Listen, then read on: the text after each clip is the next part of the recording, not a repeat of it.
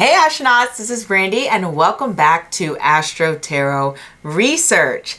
Hi, if you are new here, my name is Brandi, as I said, and I like to combine tarot and astrology to make practical, everyday, real-world predictions. So today's reading is the monthly September 2025 forecast. And as always, we have 5 pals to choose from. I'm really excited to get into today's reading. As you guys know, I love the monthly forecasts. This reading's a little bit different. I am going to shorten the length because I know some of you get a little bit overwhelmed with how long that I usually like to make these, and hopefully a more condensed content will be better for you. So before we get started, I do want to remind you to like, to comment, and to subscribe. And don't forget to follow me on any social medias below. I like to vlog, so you can check out my TikTok for that. And also, I go live on Friday, Saturday, or Sunday. The time is posted on the community tab. During the lives, you can ask me questions, anything that is on your mind. And also, I like to do the weekly collective, so you can get a look ahead as to what may be happening for you in your life. And I do like to pop up during the week, so be on the lookout for that as well. Lastly, I want to say I love polling you astronauts on what is going on in your world, how you feel about certain tarots or anything just related to this channel or life in general. And I would love if you could participate in the polls. All you have to do is go to that community tab and vote away. So let us jump into these piles and not waste any more time. We have pile number 1, pile number 2, pile number 3, pile number 4, and pile number 5. So let's not waste any more time and just sit back, relax, and choose. Hey, pile number 1, let's get into your September 2025. We have the Ace of Wands for where you are, the Page of Wands when it comes to finances, the Nine of Pentacles for career, the Ace of Cups when it comes to love, love to see it, and we have the 10 of Cups just as an overall vibe. We also have our Nakshatra cards, and I have pulled a card for you. Anuradha. Ooh, okay. I do like to see that Anuradha card. It's very take charge energy, okay? I remember pulling an Anuradha card for a month, and it was a lot of taking control of my own narrative. Lots of work. It's a Saturn ruled nakshatra, but it is a good card to see. We also have our Astro dice, so let's get started right away when it comes to this. We have the Moon in the 8th house in Pisces. Very emotionally strong month for you, I want to say. So when we have the Moon in the 8th house in Pisces, this can represent a lot of emotional transformations. This can also have to do with sort of family inheritances. I say that because I often get the Moon card to represent family, parents, not so much friends unless those friends feel like family to you, but there may be some conversations around that. And that's not really surprising given the fact that we have the 10 of Pentacles for this month. This can also represent a focus when it comes to any income that you don't earn. So that can be lottery tickets or, what do you call it? When you get residual income from books or like publishing or something like that. That can be something like that, or any type of art. Anything that have to do with getting like passive income can be 8th house energy. Credit cards, taxes, all of that jazz is like 8th house. And so your mind is focused in these areas this month. And the reason I say your mind is because that is what the moon rules. It's not necessarily saying that, oh, these are all of the events of this month, but there may be some events surrounding those things, or your mind just could be reflected in those areas. So some events coming related to the 8th house, as I mentioned, could be inheritances, could be like, oh, I'm paying down my credit card, or I'm getting a new credit card. Could be anything along the lines of like, I'm paying taxes. If you pay taxes like quarterly or something like that, that is a possibility for this month. Or if you're like, oh, I'm thinking about starting up an investment or opening up a brokerage account, that would be an 8th house theme.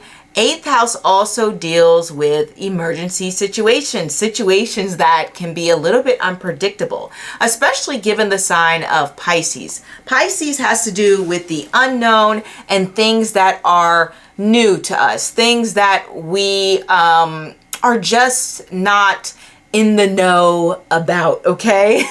I don't know any other way to phrase that. Things having to do with the other world, things that can't be explained by science, energies and along the lines of that can have to do with Pisces. And so you may find yourself learning a lot about these areas. And this can also relate to your in-laws as well. So if you have any sort of in-laws or just generally people you might be in a relationship with, because it can just be like other people, and the people that are valuable to them, like, oh, my friend's friend, this happened to them this month and this was shocking news to me, right? That could be something that's going on when it comes to the 8th house. Sometimes it's emergency situations. It can be like, oh, this is a family emergency. Someone is in the hospital and they're dealing with something, but it doesn't necessarily have to be that extreme. There's a lot more circumstances that can be related to this energy as well, but we gotta keep moving on to the rest of the cards. I will say one last thing when it comes to the moon in Pisces, just in general. This can represent taking time off, a vacation, or even your family goes traveling somewhere, in-laws go traveling, and that becomes an event for the month. When it comes to where you are reinvigorated. You are excited. You're ready to tackle the world. Love to see the Ace of Wands because this is a new found energy. If you think about the Ace of Wands, it can be sort of like a chicken and the egg situation. And what I mean by that is you can look at the Ace of Wands as coming after the Ten of Wands, or you could just look at the Ace of Wands trying to get to that point of achievement and they're carrying everything on their back. But in this case, I can look at this and say, oh, well, the Ace of Wands has come from this place of the Ten of Wands. And so you may have been in a place where you felt a little bit overwhelmed, a little bit exhausted, and now you're ready for this fresh start. You feel reinvigorated. You feel like you're on a new journey. The Wands always connect to our passions, who we are in the world, our self-expression. It also connects to educations. It connects to education, skill sets, natural talents and gifts. It also connects to anything to do with, like, sometimes people in authority, like, you know, this is my teacher, this is the HR department, this is my lawyer, you know, things like that. And so you may find yourself in conversations a lot with people like that. I say that because it's right next to the Page of Wands, and these may be new conversations to you, conversations that are interesting to you, conversations that have your attention, conversations that keep you engaged, because that is what that wand energy is about. It's like, I want to engage in that. I've just learned some new information. I want to implement that. And so that is your spirit as you go into this month. You are feeling refreshed and recharged for the month of September. And you may have some ambitions and goals that you're like, oh, I got to do that. I got to do this thing this month. Like, I have got to make sure that I knock some few things off my bucket list because we've only got a few months left in the year. And that's that energy coming through. The Page of Wands when it comes to finances and self-esteem. Now, this is interesting because it's a little bit fluctuating when it comes to the self-esteem for the Page of Wands. On one part, the Page of Wands is a great card to see when it comes to confidence because wands connect directly to your confidence. And so when we have the Page of Wands, it can be a newfound sense of confidence. But the only thing is the page is still so young and they can be influenced. And sometimes when you may hear something or someone may say something to you that is maybe hurtful or not exactly maybe the thing that you want to hear, it may come across as them expressing a concern. Like you have this new idea, I want to try being an ice skater. And then like someone comes along, they're like, oh, are you sure about that? Because, you know, I heard ice skaters often, I don't know, twist their ankles. And you're like, oh, I don't know, maybe do I want to try that anymore? Like the Page of Wands can get influenced in that way and it can shake the confidence a little. But it's still really great because even though you may have moments where your confidence is shaken this month, you still bounce back. The Page of Wands doesn't want to sit around and think too deeply about something. They want to charge ahead. They're like, I'm just going to go for it. And so there's this feeling of this month where you're just like, I'm going to put all my cards in. You may not even like do all the proper research on whatever XYZ you're trying to do or accomplish or get done or focus your energy onto. You just have this strong sense of enthusiasm and you're like, I know I can do it. And that's what I love about the Page of Wands. That's why wands represent newness and innovation, because even though they don't have all of the insights and they don't have all the information and they don't have everything that you might need, they're not as meticulous as the Pentacles or maybe as thoughtful as the Swords, they still have strong enthusiasm, and wands represent that creativity. And so it also represents that you could be investing your money into your creative pursuits or even just any ideas or hobbies or free time that you have. Wands love to have fun, especially the Pages of Wands. You can look at them as like little children. And what do kids like to do? They pretty much like to play most of the time. Now, don't get me wrong, you know, you can give them some educational activities and realign their focus, but for the most part, they want to play games, they want to hang out, they want that attention. And I feel as though a lot of your energy towards what you're going to be valuing this month or what you're going to be trying to do is investing your time and efforts into having things to do that are enjoyable. Really, that's a lot of it. So your finances may go in that area. I will say this, when it comes to the Page of Wands about finances, this is not necessarily the best financial card, but it's not like you're going to be broke. We got plenty of Pentacles representing stability, especially within your career. Maybe even a new start with the career or an ending, because nines can represent endings as well. We're currently in a 9 year as well. So you may find yourself wrapping a few things up or have these few synchronicitous, I guess I'll go with the word synchronicitous moments in relation to your career. But back to the Page of Wands. This can represent, like as I was going into, with finances, Pages of Wands do not want to sit around a budget. So this can represent going outside your budget this month if you even have one. This can represent actually learning more about budgeting as well, because as I mentioned, wands have to do with learning. What I have seen a lot for wands energy, just wands in general, doesn't matter if it's the King of Wands, Queen of Wands, Page of Wands, whatever wand. Wands have to do with more about gaining resources. They have to do more so about getting yourself out there to make more money, to create more pipelines for you to generate revenue, having multiple sources of incomes. They're less about managing money and more so about like you know, like I said, creating that revenue source, okay? They're like, I'm going to funnel money into me some way, somehow. I'm going to convince my boss to give me a raise. I'm going to invest in this side project that's going to get me money. I'm going to go drive for Uber or do another side gig or something like that. Or, I don't know if Craigslist, if people even still use that, but I'm going to go to some Craigslist ad and like get some money some way, somehow with some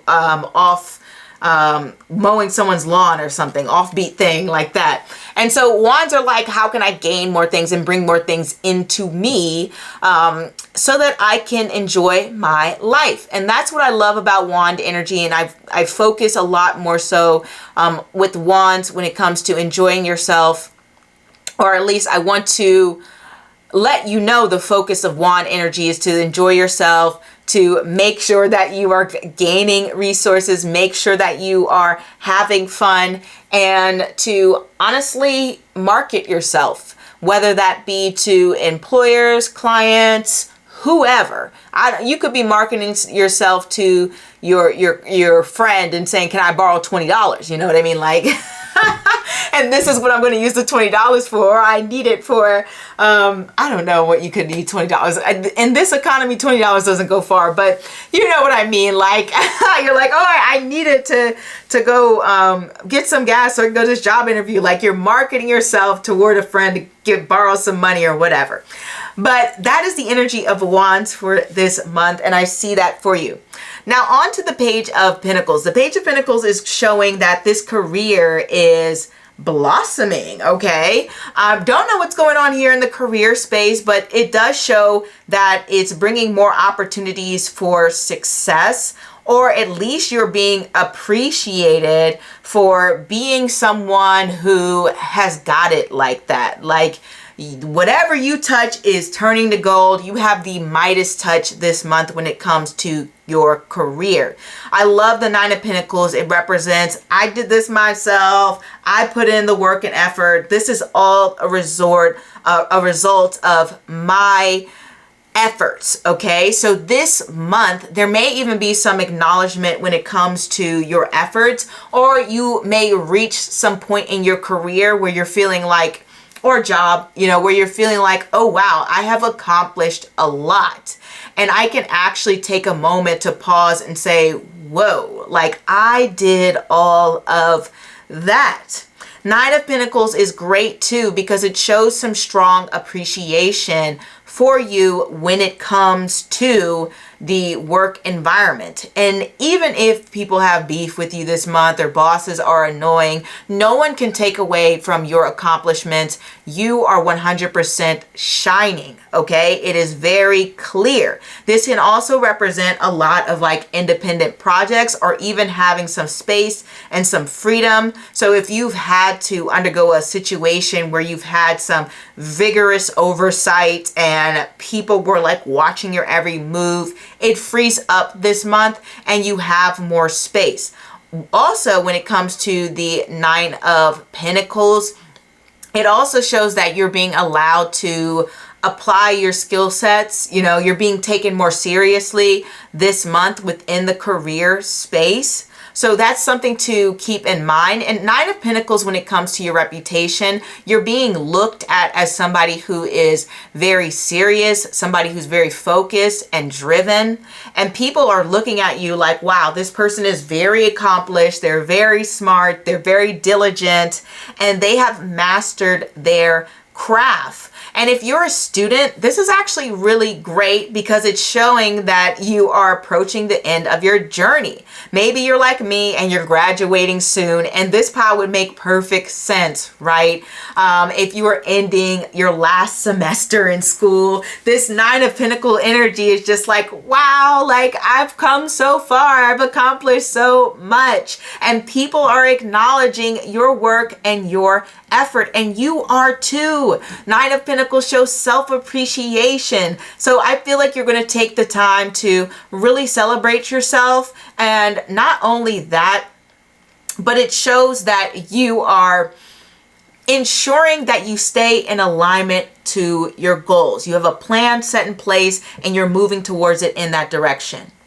Now, when it comes to love, the Ace of Cups. Now, we all know the Ace of Cups represents new opportunities, all right? It represents a time for opening up, a time to connect with others, or even just opening up your heart. If your heart has been closed for some period, which wouldn't be surprising, the Ace of Cups is following the Nine of Pentacles, where it's like, I'm Miss Independent. Now it's like, oh, well, maybe I want somebody close. Maybe I want a snuggle buddy. Maybe I want a cuddle buddy right now. So that's the mindset when it comes to love this month if you are single. Now, if you're in a relationship, this is like, oh, I'm in a new phase. We are showing a sense of vulnerability to each other, what we may not have shown before within our relationship. And we're learning new things about each other, and we're deepening our connection. And also, that can apply the same way to friends and family this month, especially with the Ace of Cups. This is very emotional. I noticed the Ace of Cups doesn't necessarily represent, bad emotions or good emotions. It just represents allowing yourself to feel, allowing yourself to pour out and just be open. You're less closed off. You're vulnerable. You're in a space where you're allowing another person to see your inner world and see your feelings. And so that is that Ace of Cups energy when it comes to your love life and the people that you love, as well as if you have some sort of craft or it could even be your career possibly, where, like, let's say you're a speaker and you go around and you speak to people about, I don't know, you could speak to people about so many different things. You could speak about your traumas. You could speak about your expertise. Well, within those speeches, you are letting out those emotions and you're allowing people to connect with you as a human, as we all have emotions. And this can also represent turning a new leaf within your craft. You start experimenting in different ways that you haven't done before. And this can also represent trying new hobbies. Ace of Cups is like, oh, I haven't done this before, and this is quite exciting. I like this. Or at least I'm trying something new and it's inducing a strong emotion in me. Whether that is fear or excitement or nervousness, it is creating this new experience that I haven't had before, especially when it comes to the Ace of Cups. So that is the vibe this month when it comes to people you love, things that you love. It just feels new. It feels different than how it has been before. The vibe has shifted. The vibe has changed. Now, as an overall summarizing card for this month, we have the 10 of Pentacles. This is why it leads me to believe, I think, that you guys are going to be in a financially stable place, despite you might be making some impulse buys or going on some shopping sprees, or maybe not being as wise about the money. It doesn't really matter. And the reason I say that is because that 10 of Pentacles pretty much consistently represents feeling a sense of comfort and security. Like, I have something to fall back on. The 10 of Pentacles I often get to represent generational wealth. And so that's another reason why I said for some of you, this can connect to sort of like inheritances and that being a thing for you. And this is the After Tarot deck. So on the After Tarot deck, we have the dog and we have the child, and the child is holding the coins. Now that child did not earn the money to make those coins, but they are benefiting from it. And so to me, it feels like you might be benefiting from the work of others this month.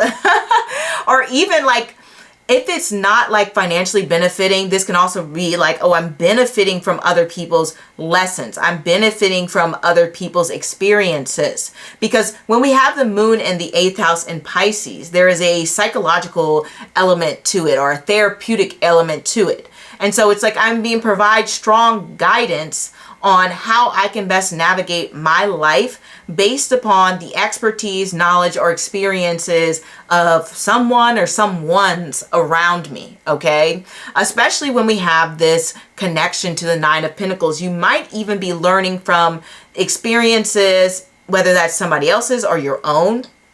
in the job work environment. You might even have some solid advice being given to you surrounding career and things along the lines of that. I like to see this card because it does show that, ooh, maybe I'm spending time with my pets this month, or I'm spending more time with family or at home. There is this sense of comfort and stability. And I also want to say, when we have the Ten of Pentacles, that represents long-term investing. It doesn't necessarily have to be financial investing, but it can be investing in habits that can sustain you in a healthy way long term. Whether that be how you structure your life and you're like, oh, let me make sure I go on a 20-minute walk every day, or I stretch every day, or maybe let me make sure that I have a great skincare routine, and this is more self-care. Or it doesn't even have to be self-care in that way. It can be like, oh, let me make sure that I make time to just have my own space and have fun, or share, have dinner with the family. Or it's just like setting a routine that's going to be mentally healthy, emotionally healthy, secure for you, something that feels solid, something that feels good, something that you can sustain. And that's something that the Ten of Pentacles connects to. Now, as I mentioned before, I have seen this Honorata card before plenty of times. And when I see this Honorata card, I know that there is going to be some hard work this month. Saturn has this great energy to it, where it goes from being like this servant to this queen, or this empress or king, whatever the case may be. And when I see that, I know for a fact that you're going to be doing your best to level up this month, okay? This is a month where you're like, I am so focused on making sure that my dreams become a reality. I love the Saturn ruled placements, because Saturn ruled placements are like the most fairy tale placements of them all, okay? I can even tell you one Saturnian type of honor, I think it was exactly this card, this Honorata month. I was studying, grinding away to make sure I passed this exam, and it's a pretty hard exam, guys. Like, it was very hard. Like, a lot of people fail it on the first try, but I passed that first try because I was so dedicated, studying very, very hard and vigorously, and making sure I passed it. So I feel as though you have this mindset when it comes to your goals for the month of September. Whatever you have in mind, if it's just one goal, two goals, whatever, it's like, I'm making sure I get at least one of these things done, okay? And it's also about moving forward. What I mean by that is you're setting intentions and you're creating habits similar to that Ten of Pentacles that are going to last you in the long run. Honorata is great because if you have a plan that you have set in place, even if it takes little by little steps to get there, it shows that it will more than likely be accomplished, at least one of your things. I remember Honorata being a month in which I had been planning a big project from beginning to end, and by the end of the month, it was accomplished smoothly. It was very detailed, it was done, and everything was implemented in a way that was easily, successful, pretty much. And this is what I mean by plan implementation. It doesn't necessarily have to be work related. It could be anything in your life. And this isn't just like a fast moving process, because Honorata is a Saturn ruled etc. So this is something may take weeks or etc. to plan to come together, whether you're like, oh, I'm planning a birthday party, or, I'm planning a vacation.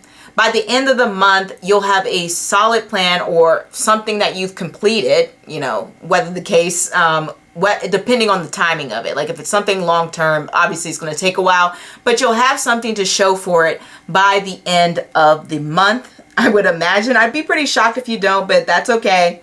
This can also represent some independent time. Also, we have this Scorpio 8th house energy again, because Anurata is in that house placement. And so when we see that, it can definitely represent spending time with relatives. I'm just saying that because Anurata does connect to other people and other people's family and things along the lines of that. And so there could be some get-togethers when it comes to family, especially since we have this 10 of Pentacles, or even just talking to them. And then sometimes this card can represent, oh, this feels like a long time coming. So something happens this month that you had been anticipating and waiting for a while. There's so many different things this can represent. I remember one time I got Anurata to represent something that I had, it was like an event, like a sort of entertainment thing to go to. And I had booked it like maybe like months prior, but it finally happened that month during that Anurata card pool. So that is something to keep in mind when it comes to this month. Sometimes this can represent some power plays going on, whether that be in work, family, friendships, whatever the case may be. But either way, you're showing off your skill set, your abilities, your strengths, and you're tackling areas that may be weak for you, and you're growing stronger. You're being more strategic. You're being someone who is a leader. I know you're becoming a leader of your life. And that is something that I want to emphasize with that. And then lastly, Anurata is about moving things forward that can be stressful situations, but you're trying to ensure that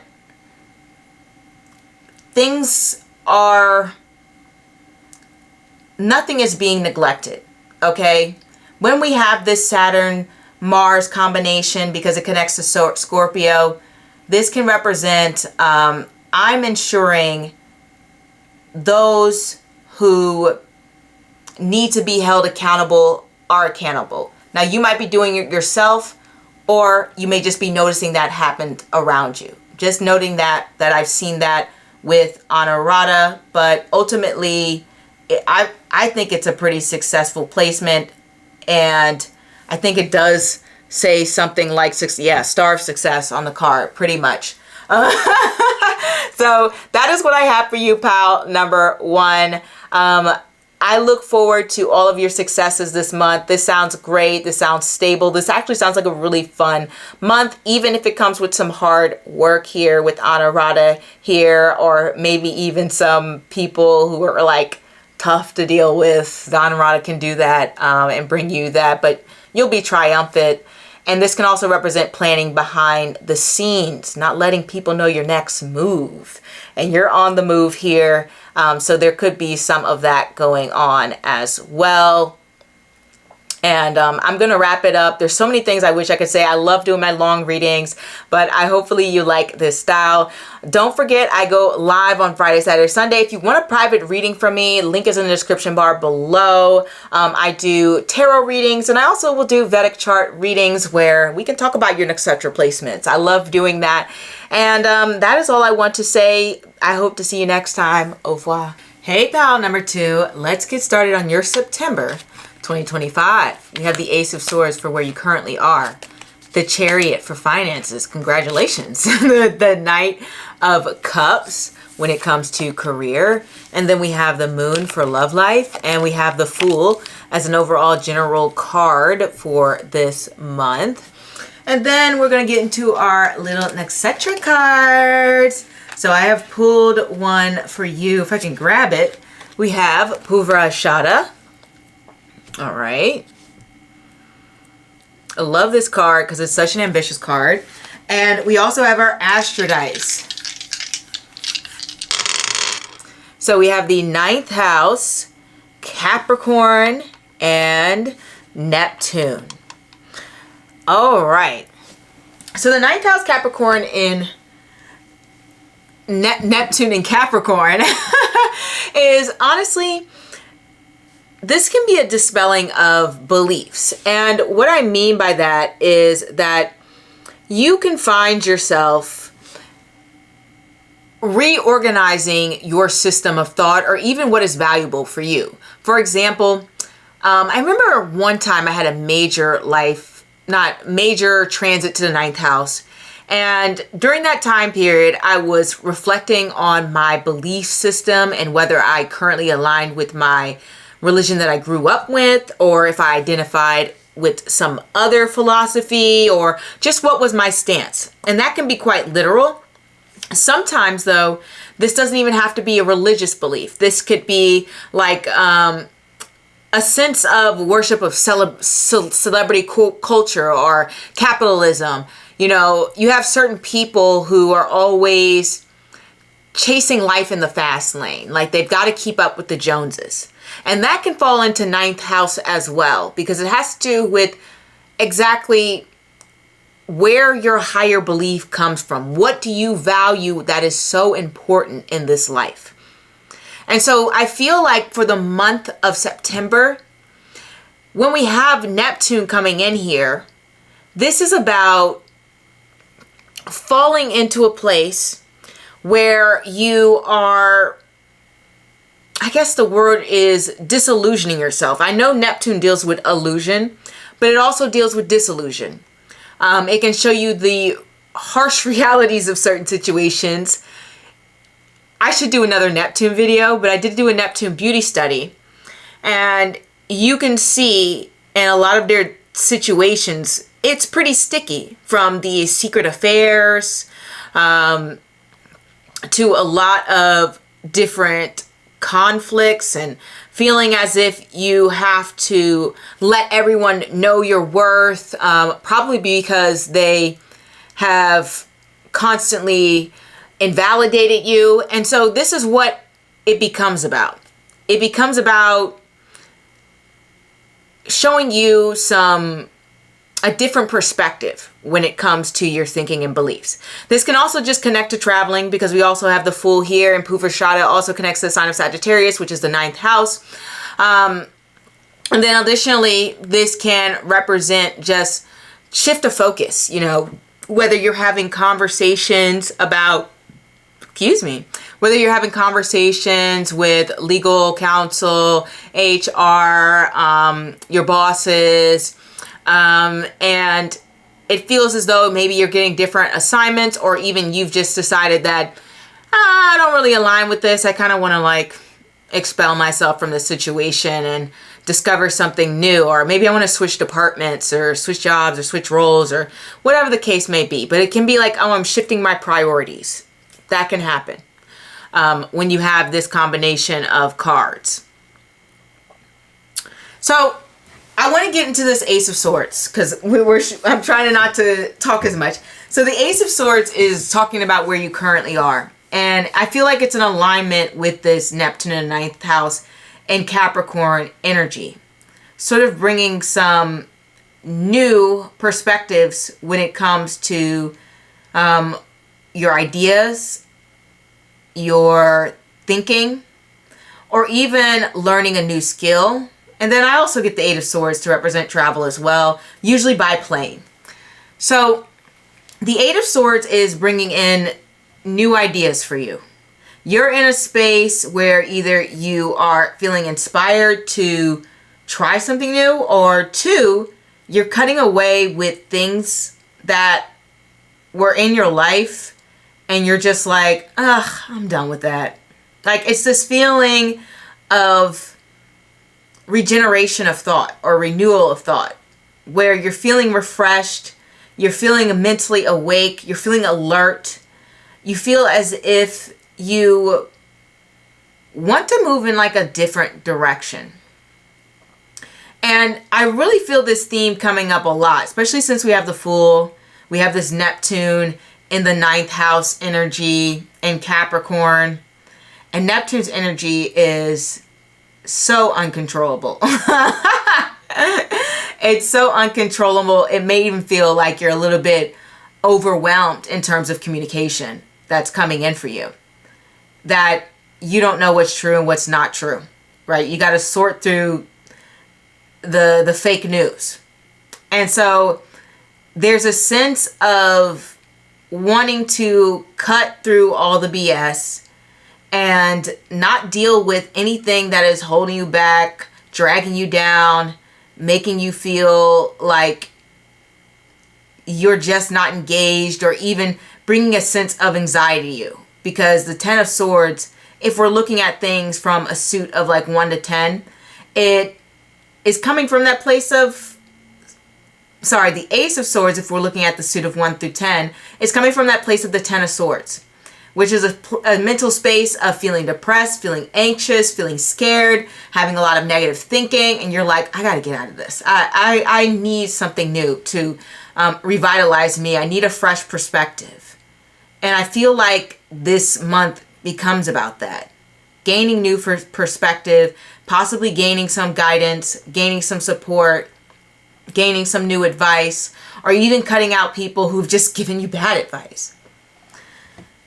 Now, when it comes to the Chariot, with the finances for this month, this is actually really great. We already know Chariot is ultimate victory card. This can also represent, spending purchases at home or things that you find valuable to be placed within the home. Like, oh my goodness, I need to buy a new rug, or my children need a new play set, and I would like to buy a new mattress. Like, it's just like, there can be a lot of spending when it comes to the home, or when it comes to spending like on family. That is also a possibility, or even your mental health. Because I say all this because the Chariot connects to Cancer. And Cancer rules all of those things. Your family, your mental health, your home, your inner world, your private abode, whether that's physically or internally. It's that private area of your life. And so this can represent, hey, I'm spending my money on this.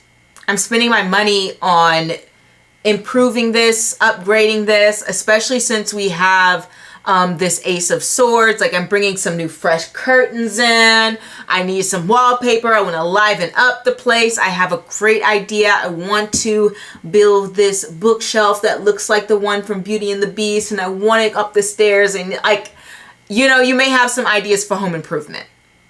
I will say, though, it's right next to that Knight of Cups. So some of the spending may be a little bit more emotional rather than more so this is needed. It's like more fantastical. The Knight of Cups is, when it's next to that Chariot card, it's kind of like, I kind of just want this big, fluffy, stuffed animal. It doesn't really serve a purpose, and it's a little expensive, but I don't care. I want it, and I'm going to buy it. Like, that's the vibe. But when we have the Chariot here, that definitely represents some financial wins this month.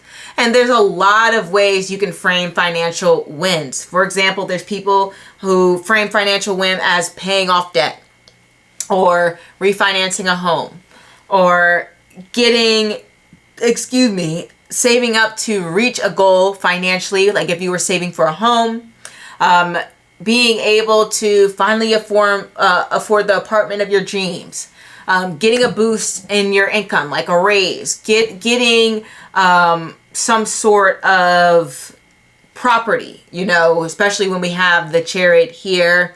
But it's a month of financial wins. It feels as though you're on top of things.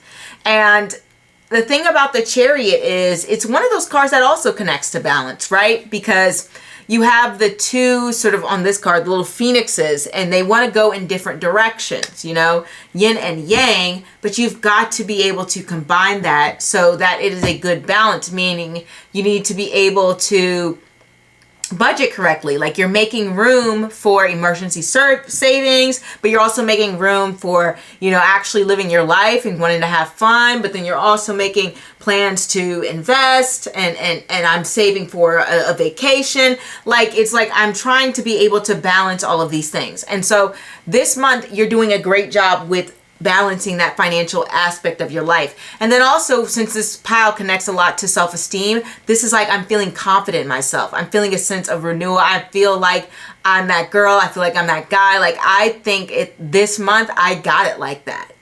and I'm going to move through the world with a sense of confidence. Now, don't get me wrong, since it's next to that Knight of Cups, it can sometimes be like, oh, sometimes I have my bad days. But for the most part, the majority of this month, you have a sense of confidence within yourself. You feel like you can do it. You know, you feel great about yourself.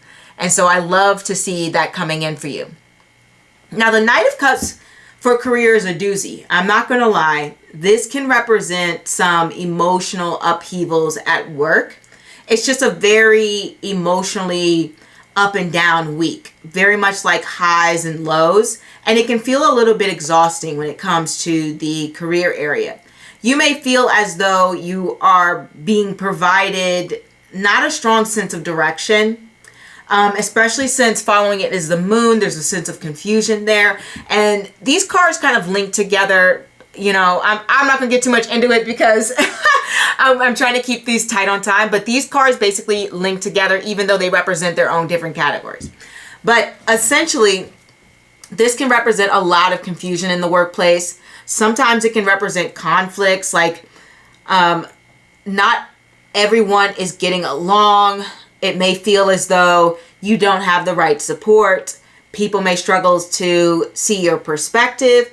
On the other hand, this does represent new opportunities to meet people, and it puts you in situations that are new to you emotionally. And it's almost the Knight of Cups, I'll tell you, it is a card, I'll be honest, I hate to see it coming. I do, because it will put you in a situation that can be emotionally like charged, where you may get triggered.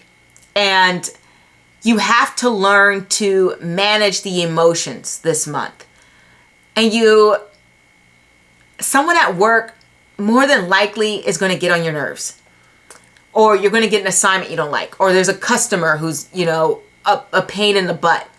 And you have to be able to manage your emotions through that situation without, you know, exploding or blowing your top or crying and, you know, all of these things. It's like, okay, let me collect myself. And it's hard to do because, like I said, it's a new situation for you, or it's an emotionally triggering situation for you.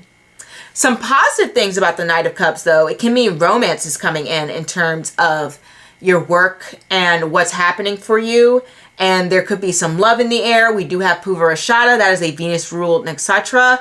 And it's also the combination of Venus and Jupiter, which, you know, as I'm filming this, they've only conjunct in the sky like about a week ago. And even just from talking to you astronauts, there's a lot of desire for love in relationships.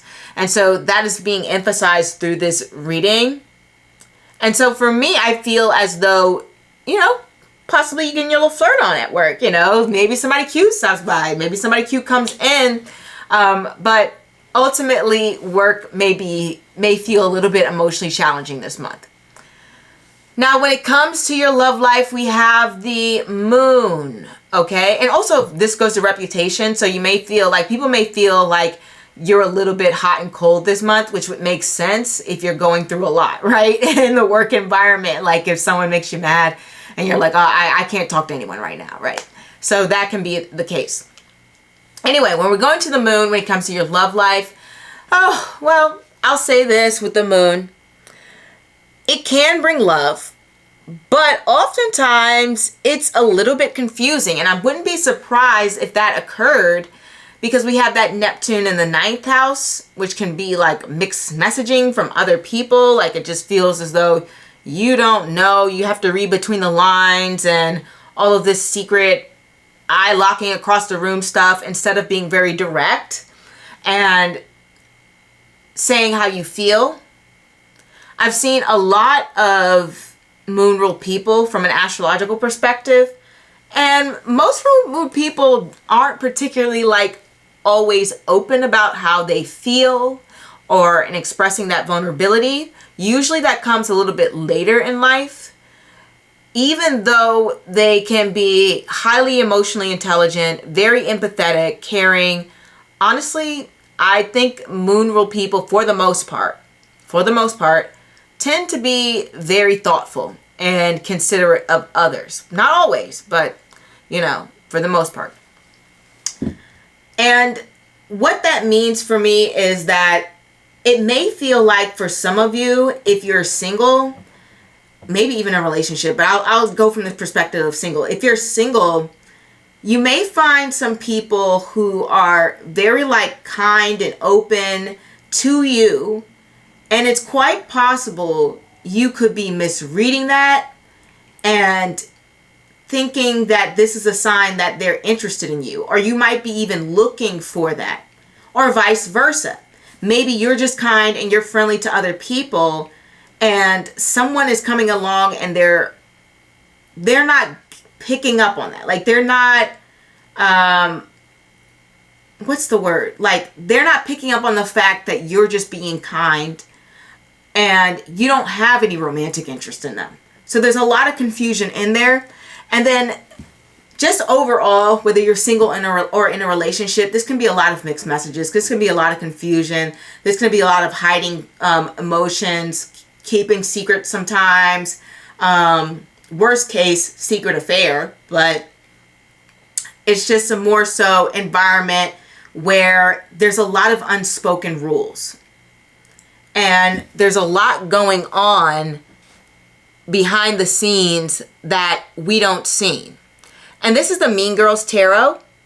And what is being pictured is Regina George's mom with her dogs.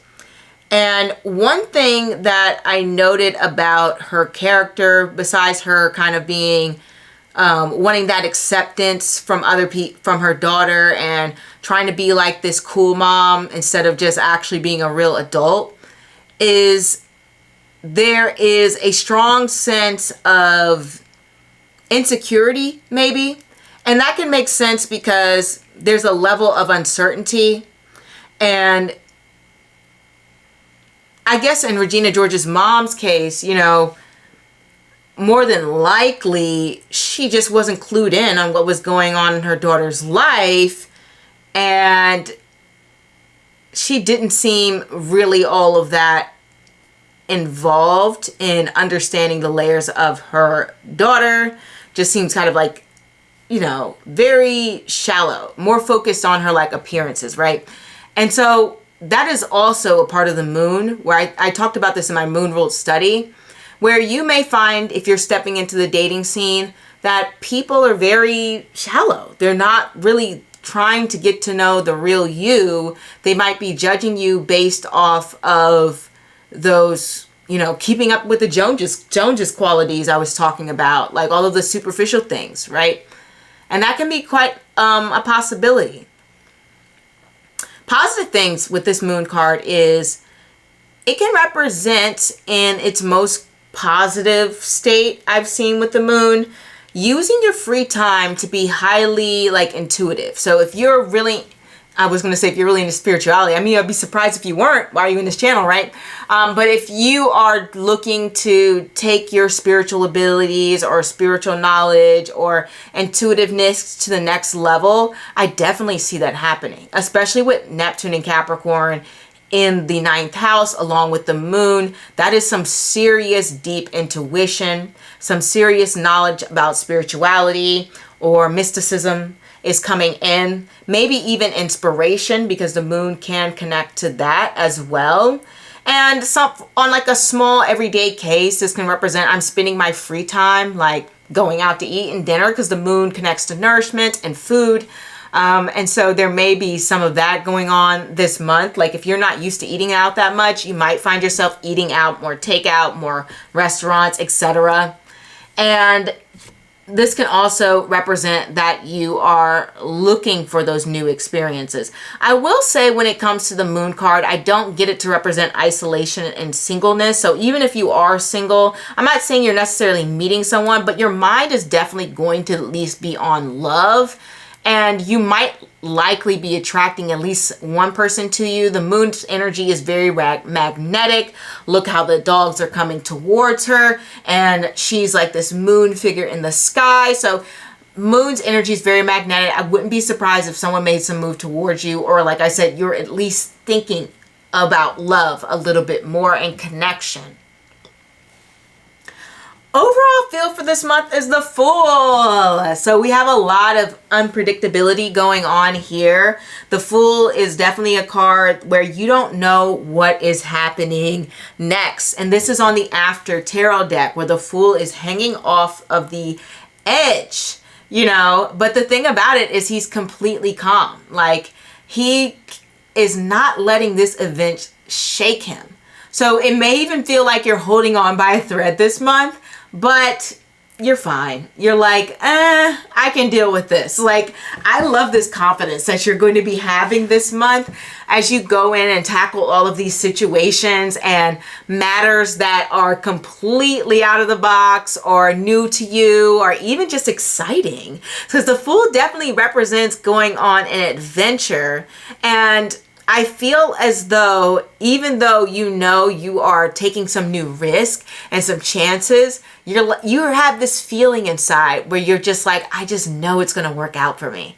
I just know things are going to move in the direction that I want soon enough. This feels as though you're taking on this new perspective and approach to life this month. You are like back in your bag. You are feeling reinvigorated. Oh, I'm stumbling over my words. You're feeling reinvigorated. You're feeling as though you no longer want to sit inside a box anymore. You're ready for new ideas, new people, new experiences, new lovers. I don't know, new boyfriends, girlfriends, whatever the case may be. New financial opportunities, more personal growth. Like, you're ready for it this month. And I feel like you're going to be pushing yourself to experience new things, to tackle the world, to expand your mind. I love the Fool card because the Fool definitely represents, hey, this month it may be a little bit unpredictable. It may be a little bit out there, maybe a little intense, but it's something that is going to completely transform you, and it's going to shake things up in a good way. We have this Purvashada card too. And I briefly touched on how it's connected to Venus and Jupiter and expansion and growth. And that definitely has to do with wisdom and knowledge and philosophy and ways of thinking and belief systems and inherently knowing what you value and defending it, right? I see that a lot with Purvashada people. Like, they have very strong opinions. And so one thing about this month, maybe because you're doing this research or you're learning more about certain subjects, maybe in the subjects of mysticism, tarot, whatever, you're starting to formulate your own ideas and your own beliefs in what you feel is best for you. For example, like me personally, I don't always read reversals, you know. I may actually do like a special reading for them, but I don't particularly need them. But other tarot readers like reversals. Even some of you guys, you love reversals. And I love that for you. Like, I think that's actually great. But the whole point is we all have our different ways of doing things. And Purvashada connects to that. It's like, I don't use reversals because I don't particularly need them and they don't add as much layer as I need. Or, you know, the opposite. I think reversals are great. They add so much depth and layers and thoughts and etc. Whatever. But this month is all about sort of figuring out your thoughts and your beliefs and forming those opinions. Some sort of strong thought process and opinion and belief is being formed this month. Or even just some knowledge gained. I've definitely gotten Purvashada to represent being able to transform your way of thinking onto a higher level. It's like big picture thinking. For example, before I actually took the time to invest in myself and my education in terms of project management, I didn't understand just how complex and layered it is. And not only that, but just how much of it you can apply to literally anything in life. And it just makes things so much easier. And so that type of higher thinking when it comes to predicting risks and then mitigating those risks. So I'm saying, oh my God, what if I go to the park and then it rains? That would be predicting a risk. And mitigating that risk would say, I'll bring an umbrella. So things along the lines of that, it's like thinking ahead, but obviously on a grander scale. That was a little bit of a small, quip example. But I feel as though your mind is expanding this month. You are becoming smarter, brighter, more intelligent, and you're using your intelligence to push you forward. Purva Ashada is all about creating a strong sense of individuality as well. And I think that is coming in a lot more for you, where there's a better understanding of who you are and what makes you tick and what brings you inspiration. I have seen Purva Ashada come up in readings to represent just feeling like this incredible level of ambition, this incredible level of foresight and vision for yourself in the future. And you might even be getting flashes of that, flashes of visions that you have on your goals and what you see for yourself down the line. The picture more than likely is becoming clearer this month. And I really think that you're putting your best foot forward. You're advancing in ways that maybe you didn't even think was possible. And for some of you, maybe you're graduating soon, or you're thinking about graduating, because sometimes I get the Purva Ashada to represent graduation, or like I'm applying to graduate, things along the lines of that. I'm prepping for that. And the last thing that I want to say when it comes to this card is that it can also deal with marketing and branding. So if you have your own content, you have your own channel, this is some creative new ways that you're coming up with marketing and branding yourself. You don't even need to have your own channel. In this day and age, we're all marketing and branding ourselves, whether that be applying for a job, whether that be running your own business, whether that be in dating. This is like I'm experimenting in the ways to market myself to others. And I feel like that's going to bring about some new insights for you. Anyway, that's what I have for you, astronauts. I wish you all the best. I know it's going to be busy this month. Do your best to keep a cool head, even though some people at work may get on your nerves or may not stop talking.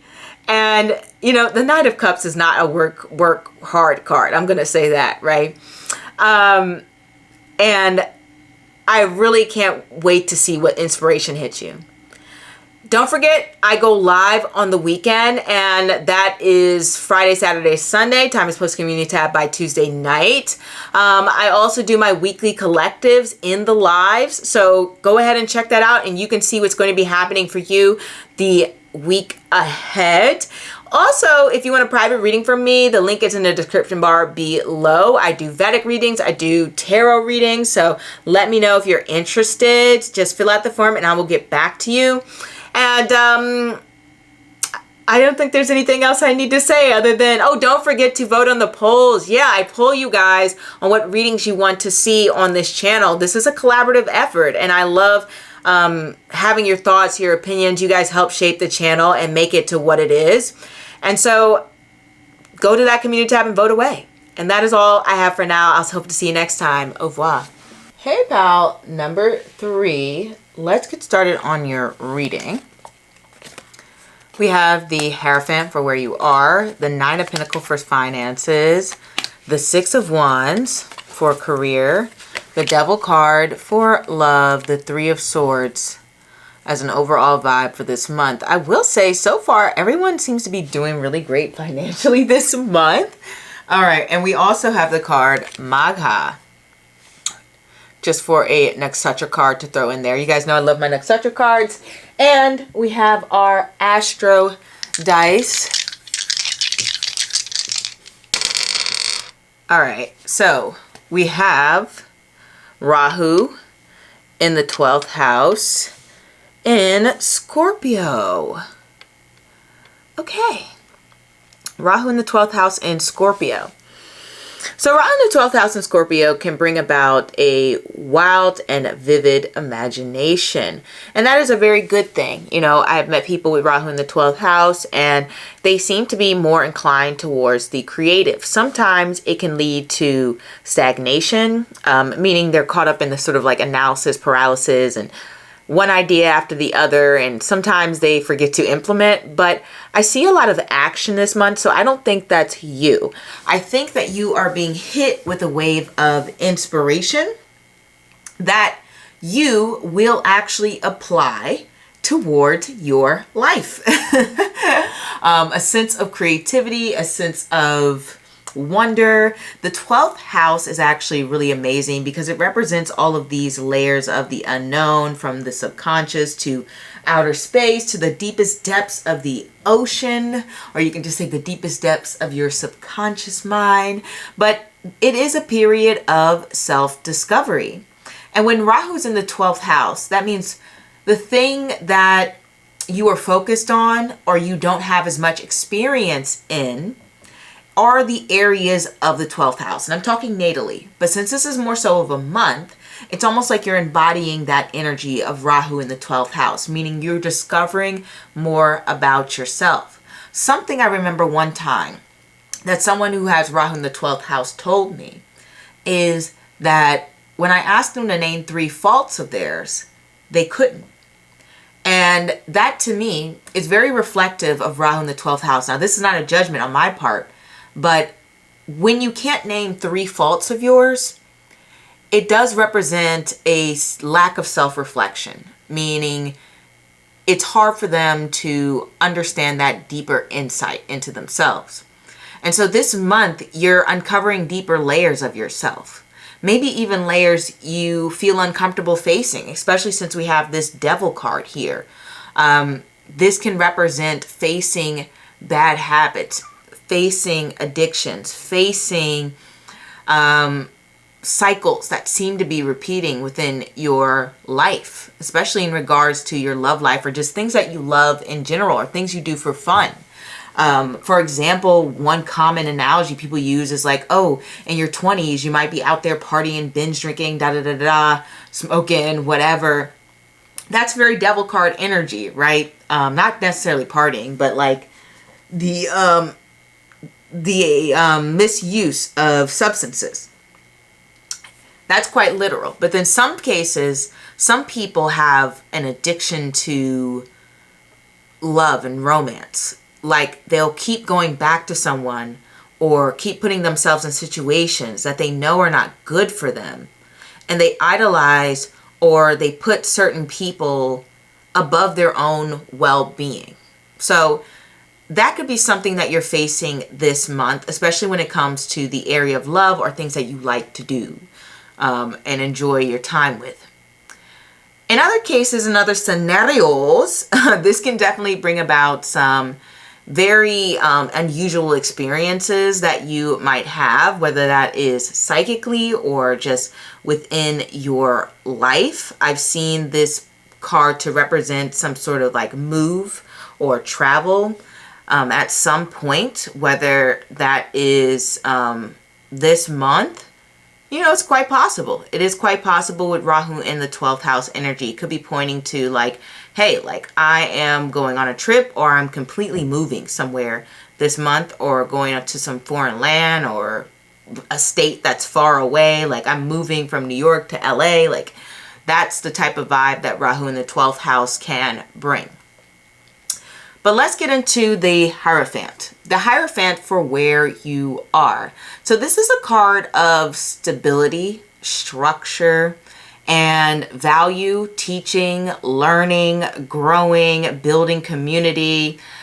I like to see this card because it shows me that you're in a place in your life where you may be surrounded by those who at least share a similar vision or a similar value system. Like there's a sense of support system around you.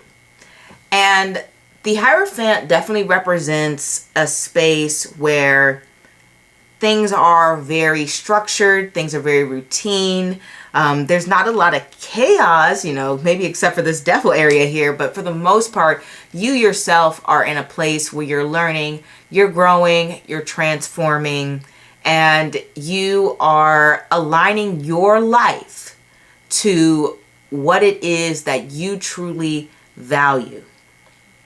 The Hierophant here is a card of wanting to share your knowledge, wanting to share your expertise, wanting to share your thoughts and opinions or beliefs, especially when it comes to making the world better around you, or even just making your own world better. But I say better around you because the Hierophant connects more to community building. So, and honestly, this can represent wanting to even forge new relationships with people who are like-minded, or just focus on that. Like maybe you don't need new relationships, you're just focusing on the ones that you have. And I don't know, it just brings you a sense of peace. The Hierophant connects to Taurus, which is a Venus ruled sign. And Venus is all about that peace. It's all about that stability. It's all about the day-to-day, the simplicity of life, the nurturing of your spirit, the foundations of your soul, if you may believe. It's like having this strong belief in something. There's a sense of comfort there, a sense of normality and structure. And maybe you're even just trying to bring structure into your life. Or, you know, maybe you've recently gotten married and you're focused on your marriage, or you're thinking about marriage and you're like, oh man, you know, it's about that time in my life where I'm actually taking a serious look at commitment. So there's things along the lines of that could be going on for you this month. Or maybe you even recently joined a church, maybe recently baptized. I mean, this is quite literal, but I could throw in those literal interpretations. Sometimes it is quite literal. Or sometimes it's like, well, I have a new mentor, I have a new teacher, I have somebody to guide me. Or you yourself are working as a guide for others. And that's how you're coming into this month. And you may even be moving through this month in that same spirit. The Nine of Pentacles for finances, we all love to see it. It's like Mr. Miss Independent here. You are someone who is taking control of your own life. I mean, it feels to me as if you're finally reaping what you have sown. You know, whenever I get this Nine of Pentacles upright, it's like, oh man, my hard work has paid off. And financially this month, you're seeing that. You're seeing the results of your hard work pay off, and you're able to bask in the luxury of your financial independence. And even if you're not completely, fully financially independent, you may even be making more strides in that area, because sometimes the Nine of Pentacles is like saying, hey, I'm taking on more responsibilities to be more financially independent. So I don't have to ask people for money, or I don't have to have certain things under other people's names, or ask for someone to co-sign a loan. Like I am trying to take more responsibility into my life financially and create more independence for myself. And then sometimes it doesn't always have to do with the finances, but since this pile is specifically for finances, that is what we're concentrating on. But I do want to throw out there, sometimes the Nine of Pentacles can represent self-care. So I read this card as things you value. And we also have this Taurus energy, which is connected to the second house as well. And so something about you valuing yourself this month is coming into play. And valuing yourself can also be about valuing your mental health. There has been one particular month this year, I got the Nine of Pentacles, just like the energy and the vibes for the month. And that month I was focusing on self-care, but not in the ways that I typically do. You know, I was focusing on self-care and in terms of like having fun. Like sometimes we don't look at that as self-care all the time, but it is a part of that, isn't it? Making sure that you're enjoying your life and having peace of mind is a part of that self-care. And so there becomes a focus on that. You're like, oh, I want to do things that feel good to me.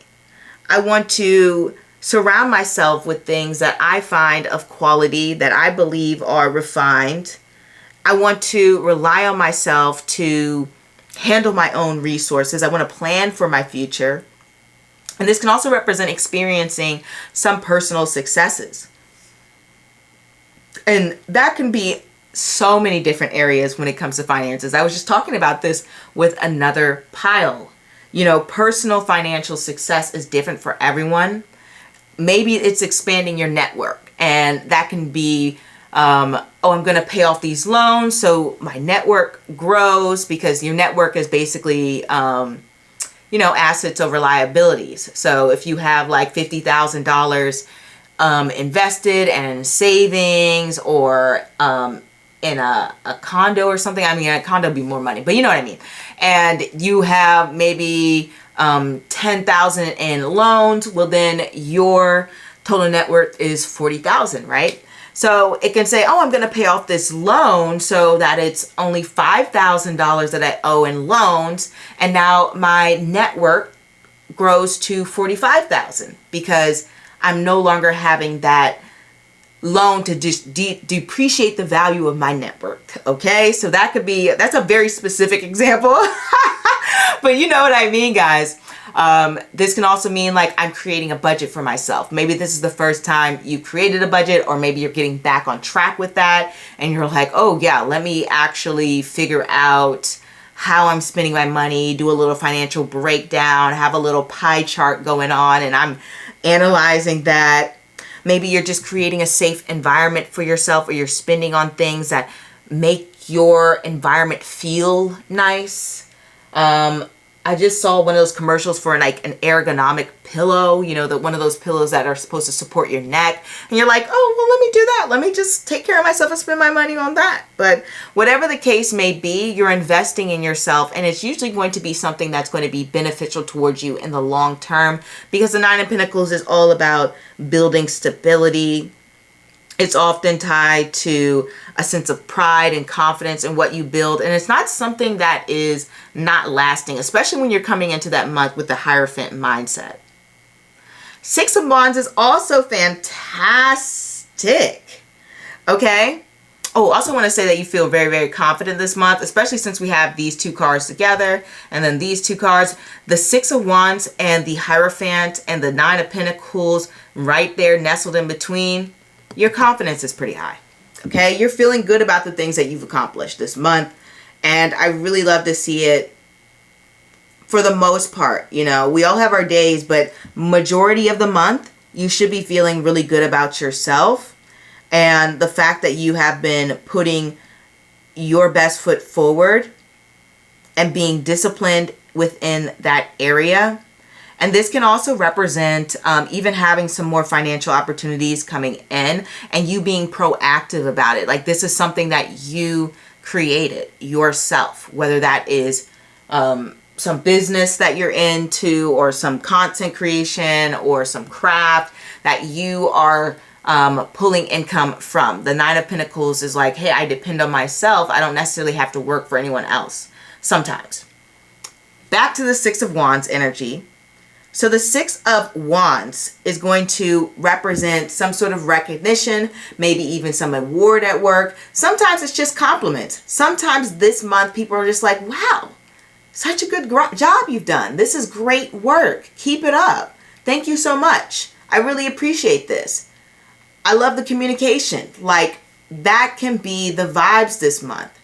And also, I love that we have this Six of Wands here, because it's a sense of pride that you're taking into your work, your career. And then sometimes when we have this, because this can represent the 10th house here, I read this from an astrological and tarot perspective. And this is like, oh, I'm feeling so good about myself. And everyone can see just how confident I am, how much I'm radiating. And people just think you are amazing, especially this month. They're like, you're a star, man.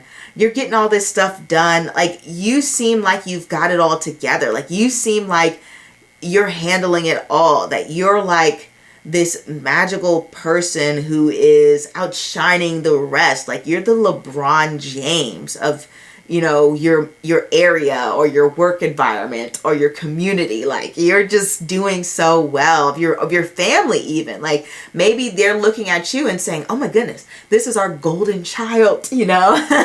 Like, you're the child that people are, that the parents compare all the other siblings to, and that can be that vibe for this month, right?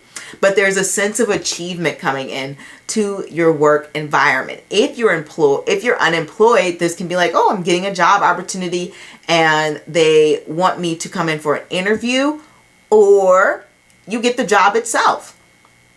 This can also represent that you are likely hitting some sort of milestone in your career. Maybe you get a new title. Maybe you go from junior manager to senior manager, right?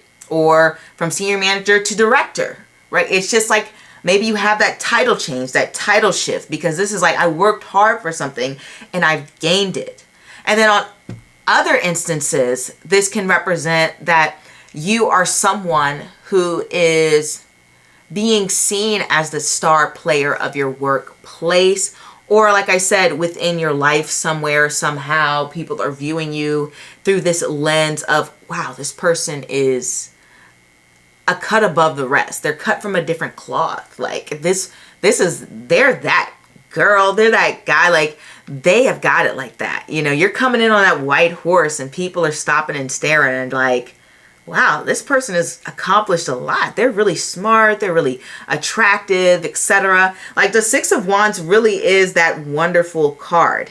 And I love to see the Six of Wands because it represents, hey, the work that I put in amounted to something. I feel a sense of accomplishment, rather than like the Six of Wands reversed, where it can feel like you won, but you don't feel like a winner, you know? It's kind of like, oh my goodness, I passed this super difficult, hard test, but I don't know. I just feel a little bit empty inside after. You know, sometimes people get that feeling like they want something so bad, they get it, and then once they get it, it's like, oh no, that didn't fulfill me.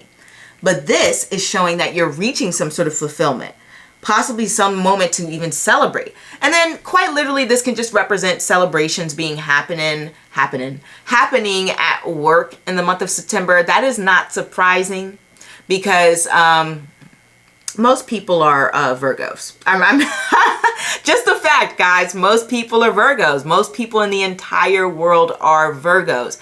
And September, August, that's Virgo season. All right. Just want you to know that late August to September, I don't know, 22nd, whatever.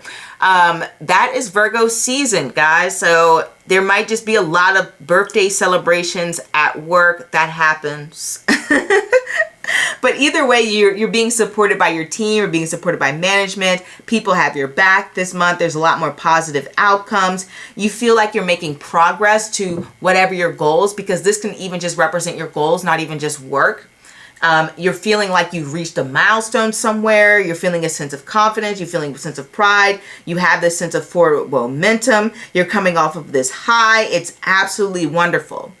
And then also for some of you, this can represent leadership, especially since the Six of Wands right after it is the Devil, and the Devil connects to Capricorn, which is the house of leadership and authority.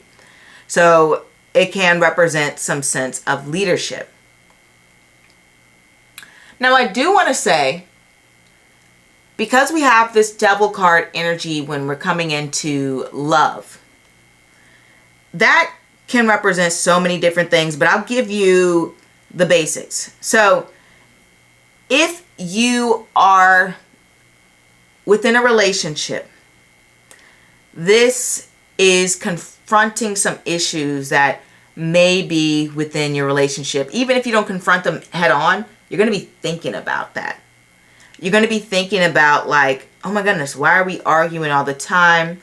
Or why does it seem like even though I have a different partner than my last one, I'm repeating the same habits that I did in the last relationship?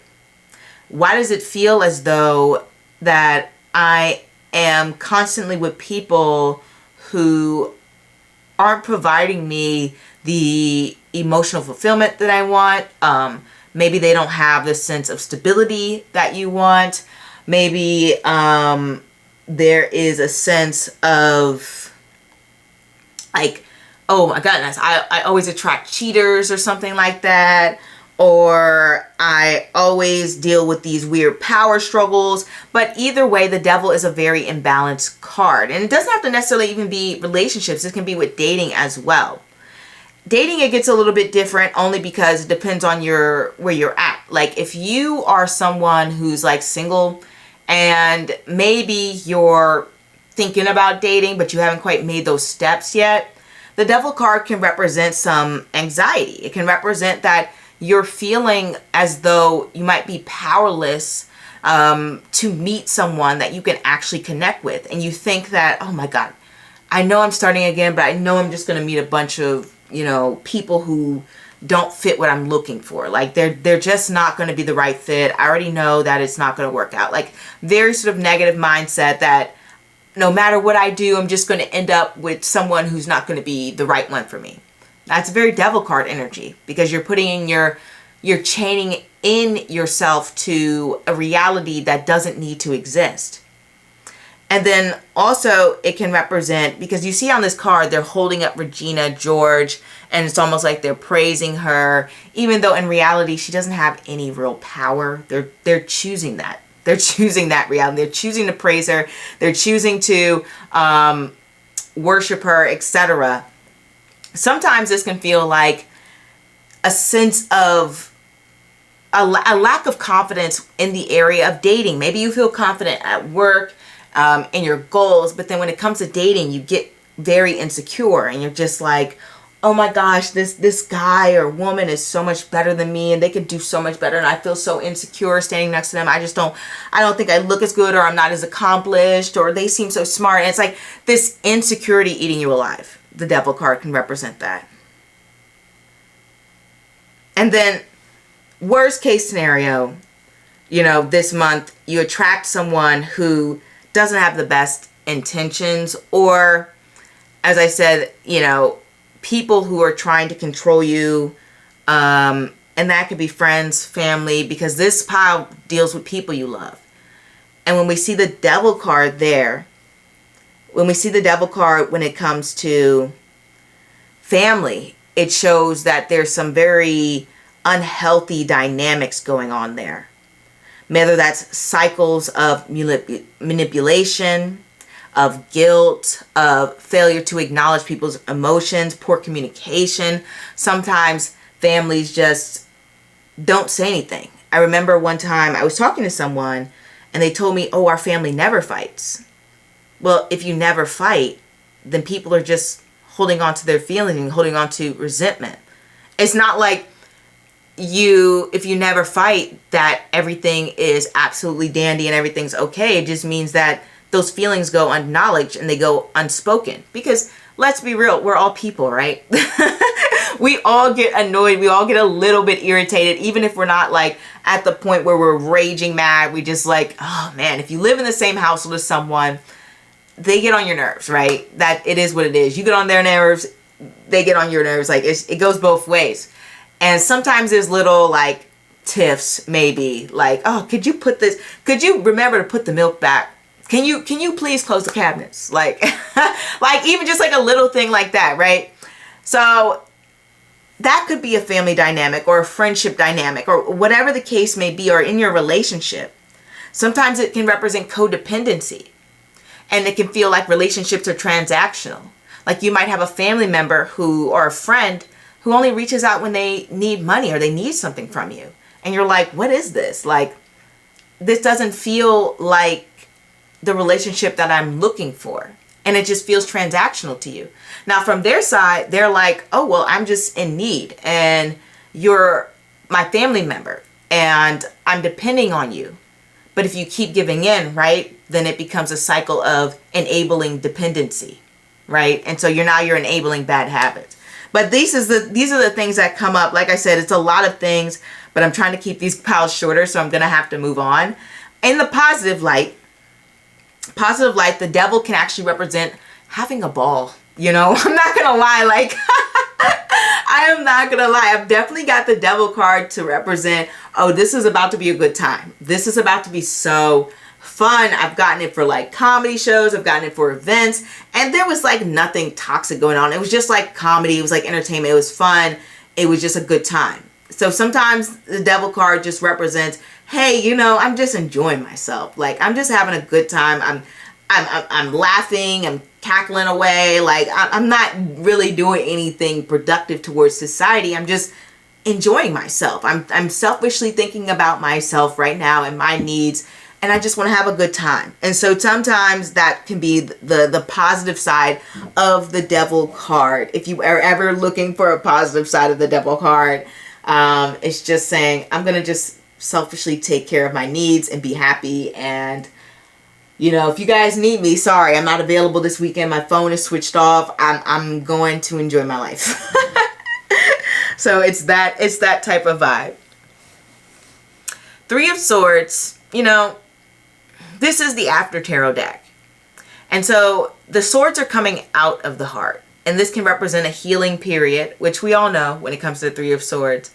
But I like to see that because it's less focusing on the pain and the recent heartbreak and sadness or even loneliness, and more so focused on a solution. And how can I overcome this? And how can I get past this? And how can things move on? Like, I'm still hurt, but I am mending those wounds, right? It's kind of like if you get a cut or you scrape your knee. And when you first scrape your knee, you're like, oh my gosh, that hurts so bad, blah, blah, blah, blah, blah. And then a few days pass and it still stings a little bit, but it hurts a little less. And over time, it hurts a little less. And I feel like this month is about acknowledging the hurt, but at the same time, you're growing and you're moving past it. Especially when we're talking about Maga, which is connected to ancestors. So there is this sort of theme when it comes to like generational trauma or generational patterns, or even just general patterns in your life. Like it could be anything, but really, Maga does connect to ancestors. And so that's, for some of you, there may be a strong emphasis on the family dynamics this month. That's the only reason I say this. And I feel as though this month, you're ready to move to from this place of disappointment, sadness, loneliness, to a place of peace, inner healing, making sure that you're no longer suppressing those moments. You're just gonna go through it. You're not gonna try to deny any pains you're going through. You're not gonna try to pacify away and not acknowledge it. You're gonna sit with those emotions and you're gonna let those swords fall out of you. It's gonna feel like a month of emotional release. And even if there's some not so pleasant news or news that is, you know, heartbreaking or not exactly what you want to hear, it's about improvement and trying to make sure that you can find the best way to move forward. Especially when we talk about Maga. Maga here is an interesting placement because whenever I meet Maga people, there's this strange balance between like being very self-absorbed and also being very compassionate towards others. I don't know what it is. I don't know how to explain it.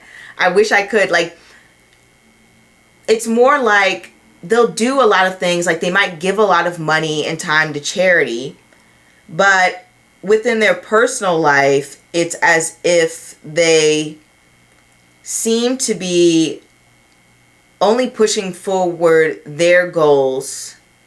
And this is not every Maga person. I want you guys to know that, because there's so many different Maga people who are so kind and sweet and balanced and everything. But I have just noticed this pattern. there seems to be this vibe of, I want to look out for other people, but when it comes to my personal life, it's like, it's my way or the highway, which makes sense because it's in this Leo card area. And Leo does connect to leadership, but it's not necessarily the best type of leadership. It's more of a king leadership, like do as I say, where real leadership is servitude, right? It represents, how can I be of service to you? Because by being of service to people, they rely on you. And not only that, but you gain different perspectives and you learn to create balance and you make decisions that are best for, you know, the circumstances, the majority, whatever the case is, of valuable at that time. But the point is, this month you are stepping into the spotlight when it comes to leadership. If this may be for a small percentage of you, maybe like 20%, 30%, whatever. Some of you may need to work on balance between having that empathy for those around you and lending a listening ear. And also, don't let other people walk over you, because sometimes MAGA is the opposite. Sometimes MAGA can be the people who are being used, who are not being honored, who are not being treated fairly, who are not being treated as human, whose humanity is disregarded. Think of like Cassie, and she's a MAGA rule placement, and just look at her treatment. Look at how awful and the worst circumstances that she has gone through because of Diddy, right? You know what I mean? It was horrific. So that's why I say MAGA really does connect to empathy. And so don't be hard on yourself, but also, I'll say this, for those who can be forgive them, because this Three of Swords wants you to let go of that pain, and part of that is forgiveness. And it's not really for the sake of them. It really is for the sake of you. That does sound corny, that sounds repetitive, that sounds generic, but it is absolutely true. Holding on to any sort of pain in your heart is crushing towards you. It really is. And let me quickly say this about MAGA and then end the reading. So what I've noticed about MAGA people, especially women in particular, is MAGA people struggle to create these boundaries with people. It's like they lose themselves in others. And this is not everyone, okay? I do want to reiterate that this is not everyone. But this is a pattern I've noticed. And it's as if they don't draw those lines until it's too late, or they step back. Sometimes they can be overly accommodating. And maybe this month you realize places that you could have drawn stronger boundaries, or you should have drawn stronger boundaries, or that maybe you were giving too much out of a sense of obligation, or maybe you thought it was the right thing. And it feels as though you may have even felt like you've been giving your power away. And I noticed that because it's a K2 rule placement and K2's a headless being, often K2 ruled people come to clarity in hindsight. And it's usually after a period of reflection, detachment, which is K2 rules, that they recognize the situation that they were in and acknowledge how to grow from that situation.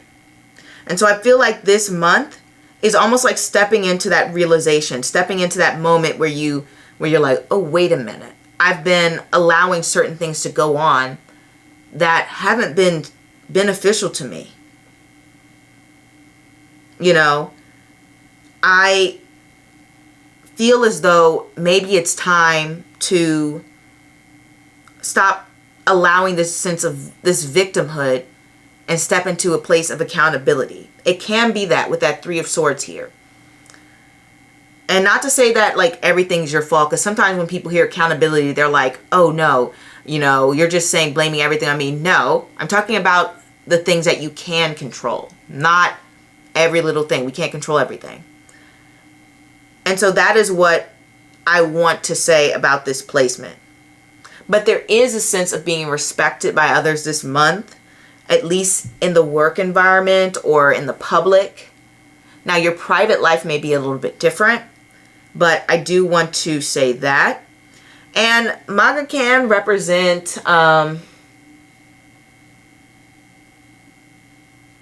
don't know, it's a lot of hard work. To be completely honest, it's a lot of hard work. I haven't seen a MAGA person not work hard, grind away certain hours. Sometimes they can neglect themselves, but very, very strong ambition. And I don't know a MAGA person who isn't a hard worker, to be completely honest, and generally very loyal. So I feel like there's a sense, if not loyalty to yourself, then loyalty to the people who are actually showing up for you. So that's what I have for you, pal. Number 3. You guys were a little bit longer than the rest because my camera was getting hot. But I'm going to end it there, and I hope to see you next time. I tried to go a little bit faster. Don't forget, I go live on the weekends. That's Monday, Friday. That's Friday, Saturday, Sunday. Geez. And the time is posted on the tab by Tuesday. I do private readings, and the link can be found in the description bar below. And I'll see you next time. Au revoir. Hey, pal. Number 4. Let's get into your September 2025. We have the Emperor, the 8 of Pentacles, the 5 of Cups, and the Emperor is for where you are. The 8 of Pentacles is your finances. The 5 of Cups is career. Then we have the 4 of Wands when it comes to, excuse me, where your love life. We have the 6 of Pentacles when it comes to just a general vibe for the month. And we have Pauvre Falguni. When it comes to your Nakshatra card. We also have some Astro dice for you guys. Okay, I was trying to make sure it didn't go all over the place. We have Neptune in Taurus in the first house. So when I'm looking at, I don't know why these cards are all crazy. When I'm looking at Neptune in Taurus in the first house, this is a very interesting reflective type of energy. Because Neptune's, obviously, its energy goes to ambition. It goes to self-refinement. It goes to a place of self-acceptance and being one with everyone and etc., right? It also can make you a little bit daydreamy, okay? Where you feel as though you're coming up with a lot of different ideas. Now, taking the initiative, I'm going to say you are taking the initiative because we have the Emperor here. But generally, sometimes Neptune in the first house can be slow to take initiative, especially with Taurus. Now, when we talk about things that could be happening this month, one, this can represent a change and transformation in your appearance. Generally, Neptune is going to be a glow up. You might even notice some changes to your face, or you might even just change and experiment with your clothing. With Taurus, that connects to obviously things that you put into your body. And so Neptune and Taurus can be a transformation of dietary habits that transform your appearance, right? So that can be happening when what's going on this month. It doesn't have to be dietary habits. You literally could just buy some clothes that are cute and change your hair a little bit. And then you have like a little bit of a glow up this month. I really feel as though when we have Neptune in the first house, there is an energy that is about wanting to shine on your own and to make sure that you're not relying on someone else to help you succeed. Sometimes you have people who feel like they just can't do it alone. You know, if you ever seen the musical Chicago, and you have Velma Kelly singing to Roxy Hart, I simply just can't do it alone, right?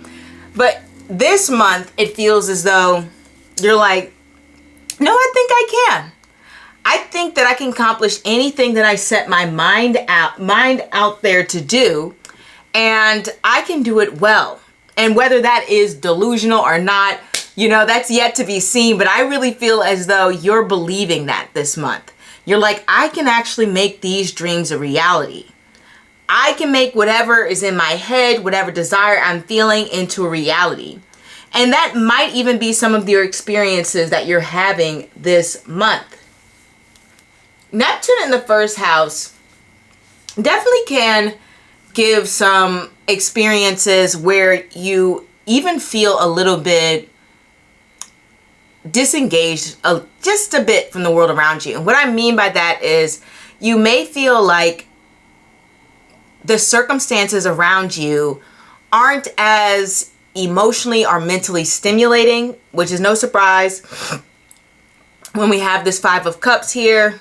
You know, it can feel as though you're like, the reality is not matching up to, you know, what I envisioned. Sort of energy like that. Like, or I feel like I should be in a bigger, better place than this. That's the type of energy. But let's move on. We have the Emperor for where you are this month. Now, the Emperor here is someone who is confident, someone who's feeling secure, someone who's feeling stable. Even if you're not completely in that headspace or in that zone, which I do hope you are, you may get to that point by the time that we enter September, okay? Or you're starting to feel that new sense of confidence, or this feeling like you've got everything covered and you're under control. You're looking towards the future. You're looking towards expansion. You're looking towards, honestly, just more of that first house energy, establishing yourself in the world.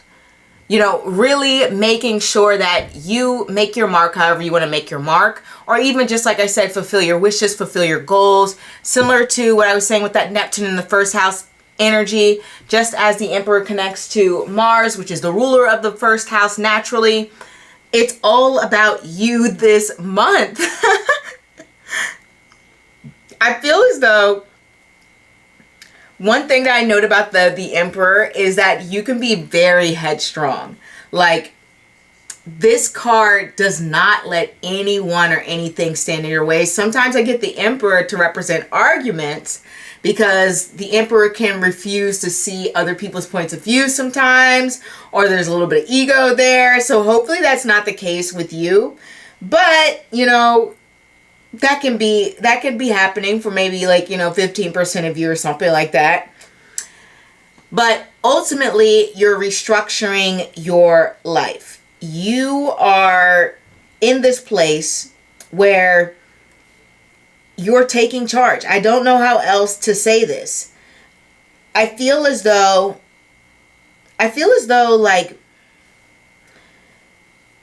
if you have been someone who has been walked all over, or you've been this sort of doormat, or you haven't felt as confident, this month, it's like you may have more compassion towards yourself, and in turn, being able to forgive your flaws, or just say, hey, recognize your flaws, but recognize that it doesn't make you like a bad person, or it doesn't make you any less lovable. Just like simply acknowledging that essence, you're able to move through the world more confidently and more sure of yourself. I'm not saying that you're letting go fully of this perfectionist attitude that some of you may have, especially with the Eight of Pentacles here in terms of finances, but you're shifting and you're thinking about, all right, so it's okay to make a mistake. It's okay to be a little bit misunderstood sometimes, but I'm going to use my compassion, my dreams, my imagination, my love for beauty, art, music, storytelling, emotional awareness, intuitiveness to push myself forward. And I hope I articulated that well enough. But let me know if I haven't, you know, maybe I can clarify in the comments. But that's generally what a lot's going to be happening for you. I will say, with one warning, with Neptune in the first house, this can be a placement that sort of struggles with emotional regulation, because Neptune's energy is a lack of boundaries. And because it's such a watery placement, quite often, you know, the energy will either radiate off of you and it can shift the room, or even the energy of the room can shift you. So keep that in mind. That can happen. So when we get into the Eight of Pentacles, when it comes to finances, this is pretty clear-cut, straightforward. You are looking at your finances under a microscope. I feel as though that you are either looking at your expenses and saying, where did this bill come from? Like, like you're going through those bank account statements and you're just like, oh, I spent how much on what? That is the vibe there with the Eight of Pentacles there. It's also really great because it's about refining and really taking a deep look at spending habits, at investments, at savings, at loans, at, you know, all of the money aspects of your life is going through like a fine-tooth comb. To me, it feels as though this is you deciding that you want to make sure that if you have any outstanding debts, that you have a plan to work them off. Like you're like, I'm going to set aside this much money to pay off the mortgage this month. Granted, mortgages, you know, you already know, but you know what I mean? You could still increase the amount that you pay each month for a mortgage and pay it off early. So you may say, I'm going to set this money aside for how much I pay for the mortgage this month, or I'm going to set this money aside to make sure that I'm paying this amount monthly for student loans. And you have your budget broken up by percentages and how much you want to spend where, and where you can cut expenses or where you can invest more. You know the vibes. The Eight of Pentacles is that I'm going to make sure everything is just right. And so I'm functioning as like this well-oiled machine, okay? Especially like I want my finances to be able to work for me, and I shouldn't even have to continue to work this hard. Because the Eight of Pentacles is working on becoming a master. So they're still struggling with a few mistakes here and there. But you know, when you master something, it just becomes like automatic to you. Like you don't even have to think about it. It just reminds me of like when you see those videos, or if you've seen history documentaries of like people working in factories. They don't even have to be history documentaries. Sometimes, you know, that happens, you know, this current day and age, and they just automatically just kind of like put the bottle caps on and move it down the line, or, you know, anything that they're packaging, there's just like automatic. And that's where you're trying to get to when it comes to your finances.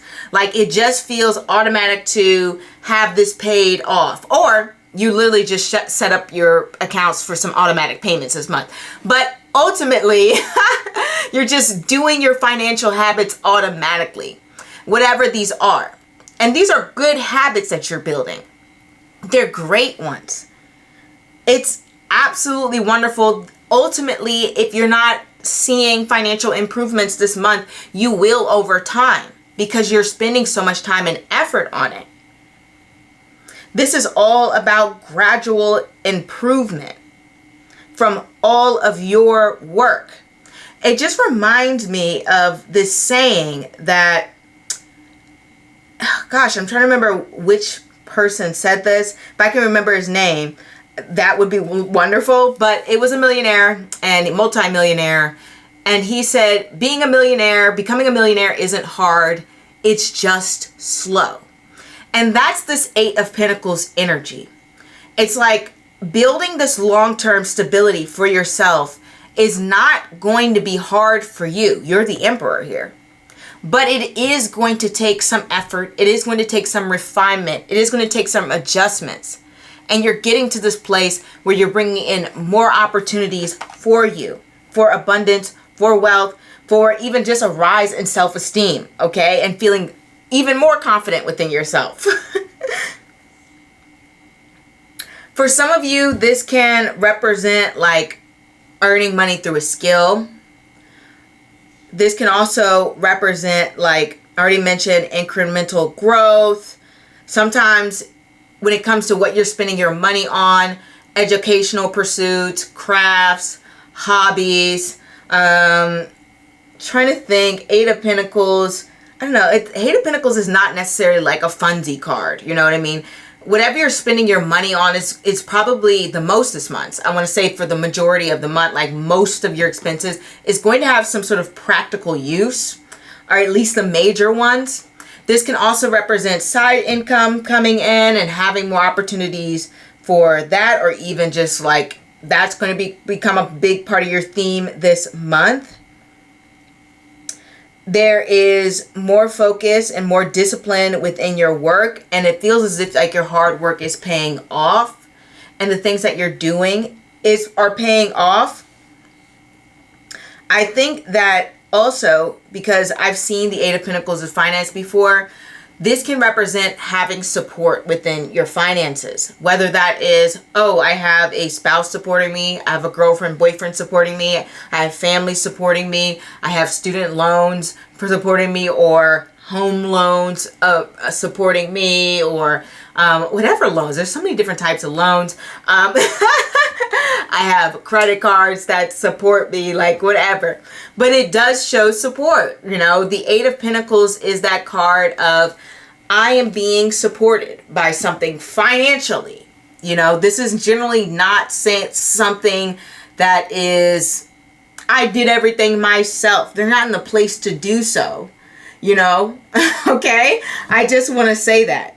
But it's actually really lovely. I love to see this card because to me it shows that you're not taking any shortcuts to hit your financial goals. All right, let me move on. I'm supposed to move a bit faster, guys, but you guys know I love to talk.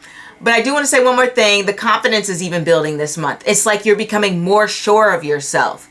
The more that you're like knocking these notches off in terms of things that you want to accomplish, in terms of initiatives and goals, it's like it's raising one by one. You're impressing yourself. You're like, oh man, I hit this goal and that goal, and I've got this thing and that thing, and I'm having so many circumstances in my life slowly improving in certain areas that it's raising the confidence, making you feel good about yourself. It's making you feel like everything is going to work out and I have control over it. And I'm the one who can control the narrative in terms of whether I get the job, leave a job.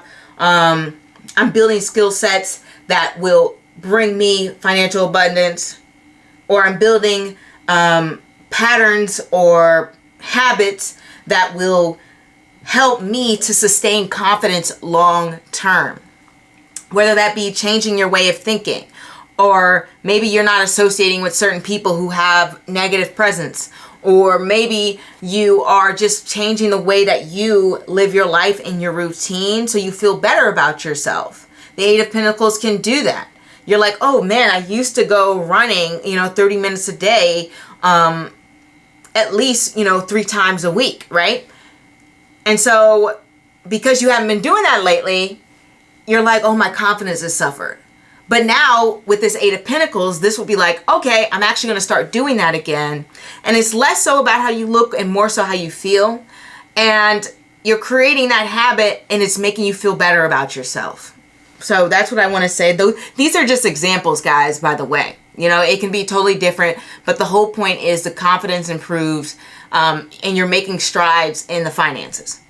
When we have the Five of Cups, and on the card it says, oh no, was coming up again. Word vomit. And so this is feeling like maybe one interpretation, maybe in the workplace, it's either things left unsaid, or you feel as though you look back on a situation this month and you're like, oh man, I should have said this, this, and this, right?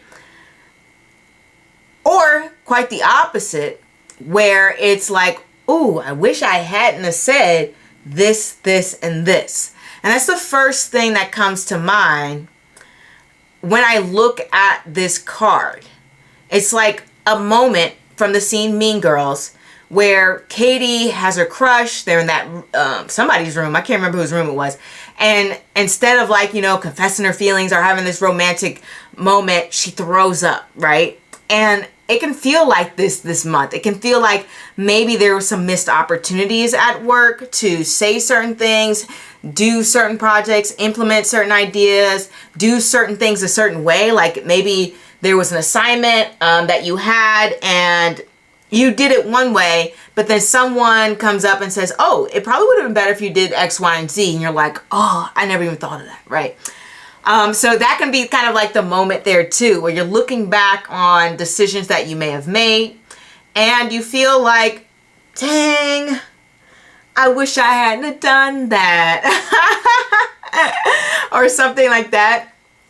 And then sometimes I can get the Five of Cups to represent being released from a job, leaving a work. And it doesn't have to even be job or work. This is just general goals where you're like, oh, I'm going to abandon that goal because it doesn't relate. I don't relate to it anymore.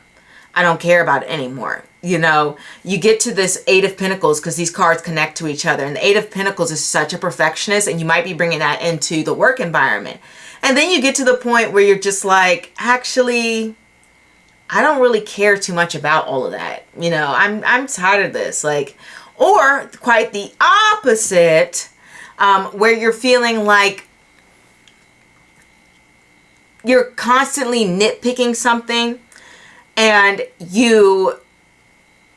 it's like you don't want to release it. You know what I mean? It's one of those things where it's never enough, right? It would be like if I created a tarot card video and I just spent like hours and hours editing out any pause or maybe me smacking my mouth or something, and I'm just like, I'm never done. I'm doing it for like a week, 2 weeks, 3 weeks, 4 weeks, and it's just like, let it go, release it, please. So that can be some of the energy this month. Also, there's a lot of different circumstances. Someone could be leaving work, may not be you. Maybe it's a coworker you liked or a boss that you liked or, somebody in management, and you're like, oh man, this is a shame. I really enjoy being around this person. They brought such liveliness into my life. I really am going to miss this person.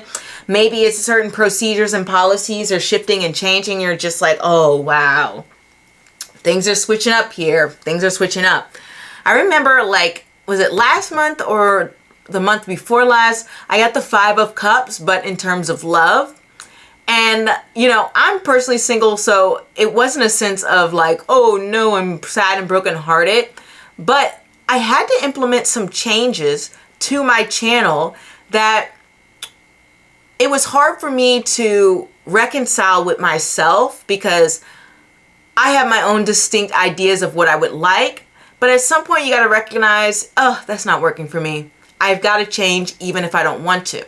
And there can be a moment like that at work where you're recognizing that your approach to certain things or even your goals, like I said, I'm saying work, but it can be your goals as well, where your approach to certain things is not really working anymore and you have to make a shift in order to see different results. And that can be disappointing because you felt comfortable doing things a certain way, or you just really like it and enjoy doing things a certain way, or working within a certain environment, or working with a certain group of people.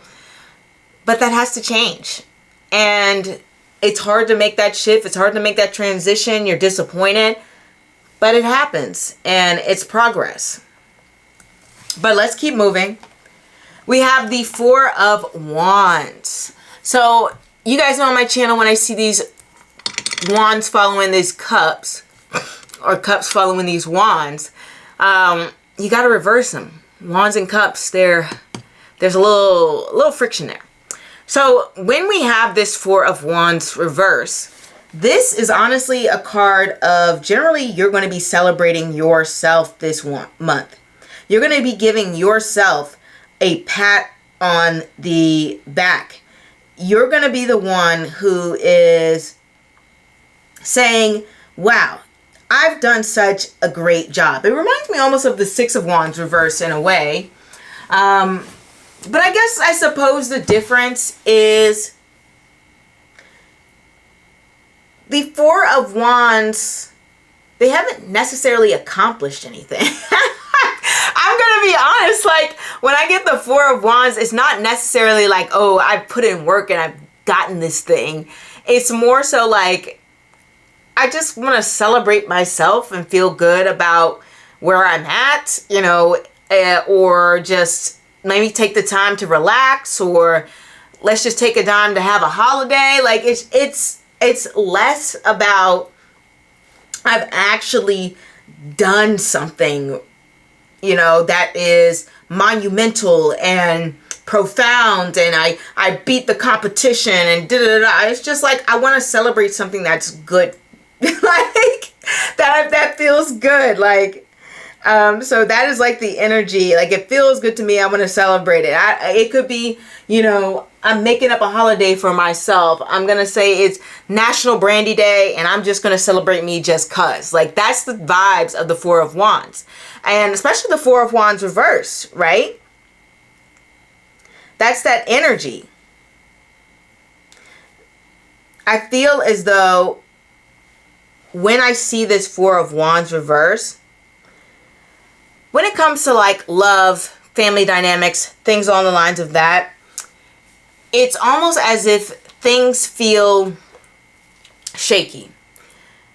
There can be a lack of appreciation, a lack of enthusiasm. Things seem happy on the surface, but then underneath things are very tense. There could be instability at home, instability within a relationship. These are more so like negative interpretations, or maybe not so pleasant. I hate to say negative because these are just like a part of life. There could be tension with family, tension with friends. It can feel as though there are being things left unsaid with the Four of Wands. Like we're just going to pretend everything's okay, but it really isn't. You know, it doesn't feel good. It feels as if we're not addressing things. This can feel as though there is maybe some sort of milestone in your life that you may be celebrating late. So it's not necessarily bad. It's just like, oh, this is a little bit delayed. Like if you were getting married and you had planned for September, now it's being moved to December. Or if you went back to college and you graduated, and let's say you did that in your 50s, then it's like, oh, okay, this is a little bit more of a delayed accomplishment. That can be something, I mean, everyone's on their own timeline, but, you know, you might feel that way.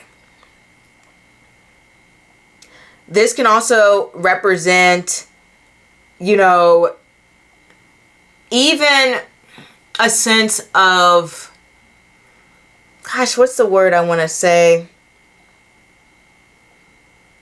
It may feel as though the expectations of people around you and what they might feel is celebratory or something that should be proud of is not something that you particularly relate to. You're like, I don't know why we're celebrating this. Like, for example, I think this is a slightly controversial, but not really. Some people have like divorce parties, right? Or they'll have breakup parties. And you're just like, okay, that's different. Like, that may not be your opinion. I'm just kind of giving an example here. And you may be like, okay, that's different, but, you know, fine. I'm down with it, right? Like, that could be the vibe. And that would be a Four of Wands reverse situation. Not necessarily bad or anything. It's just like, okay, this is a little different, but, you know, whatever. So there is that misalignment sometimes. And overall, there can be some delays when it comes to things that you are enjoying, you're loving, you're doing. this month. Sometimes this can represent canceled plans. You might have some friends canceling, or you might have to cancel on your friends or family or loved ones this month.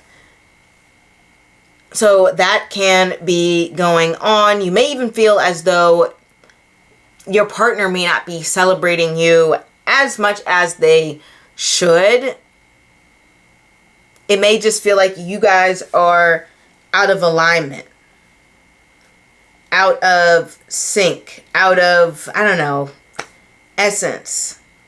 Like it just feels, or maybe it feels like the relationship isn't really moving to the next level. It doesn't seem like it's going towards marriage. It doesn't seem like it's going towards commitment. Or you yourself may just be in a place where you're like, I'm non-committal. I'm not really doing that. 6 of Pentacles, when it comes to the general vibe this month, that is definitely all about balance and also receiving good advice and possibly even giving it, and or just at least listening. You know what I mean? To me, I love seeing these 6 of Pentacles. It represents you give what you get. You show up for other people show up for you. You give advice, they give advice. You lend a helping hand, they lend a helping hand. Or they're open to receiving, you're open to receiving, you're open to giving, they're open to giving. Like it's a really nice month because it shows support, it shows connection. It even may show that you may be spending some time with family for some of you, just a little bit more.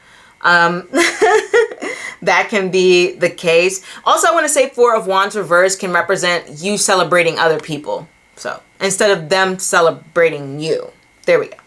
But honestly, I feel as though this is just a stable month. I mean, overall, the vibes doesn't feel like chaotic, even though there may be some changes, some transformations and shifts when it comes to your work, your environment, your reputation.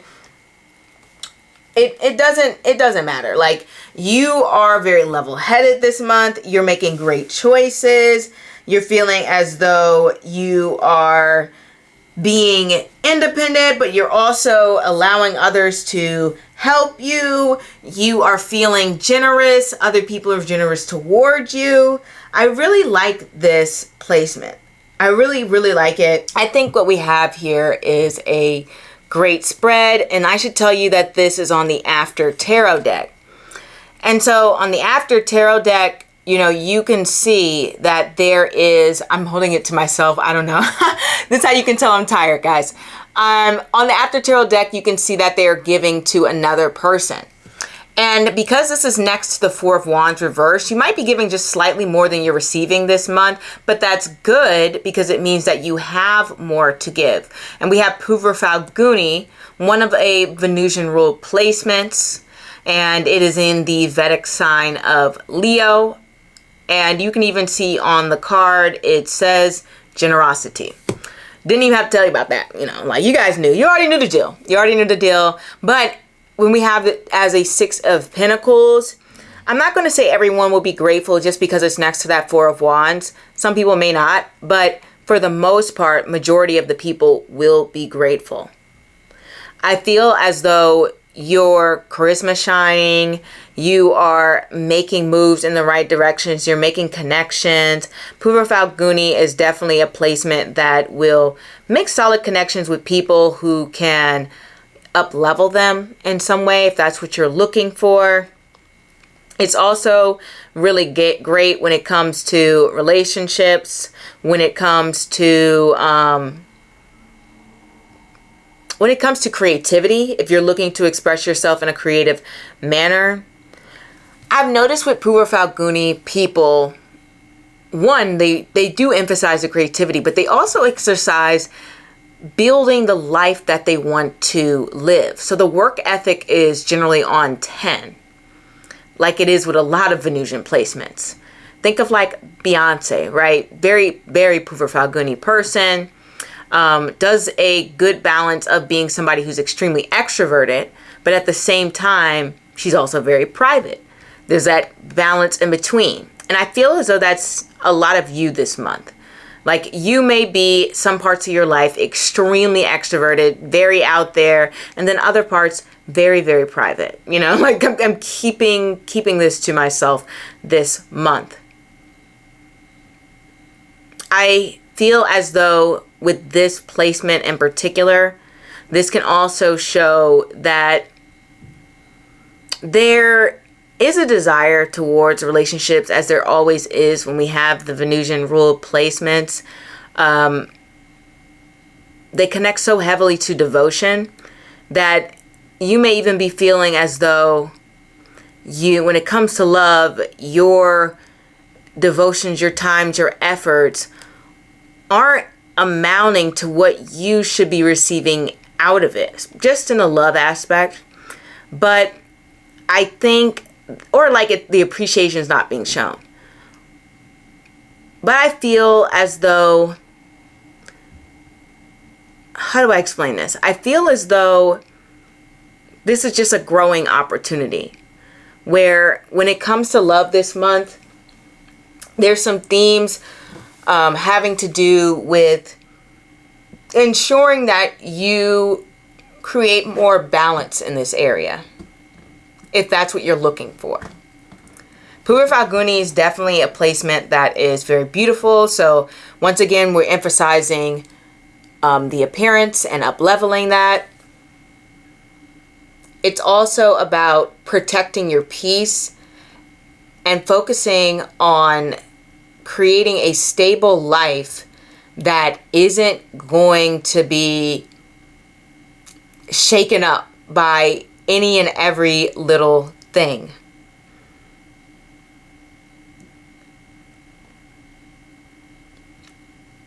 I really do think that this month is going to bring about some new connections, and it's going to, how do I say? You are going to maybe, for some of you, be inclined to live a little bit more fantastically, or a little bit of glamour in there. A little bit of like luxury is happening. So I just want to throw that out there. But that is what I have for you, pile number 4. Hopefully this resonates. If not, feel free to choose a new pile, or maybe I'm not the reader for you. But either way, I'm happy you stopped by. Remember, Purva Falguni is all about those connections, guys.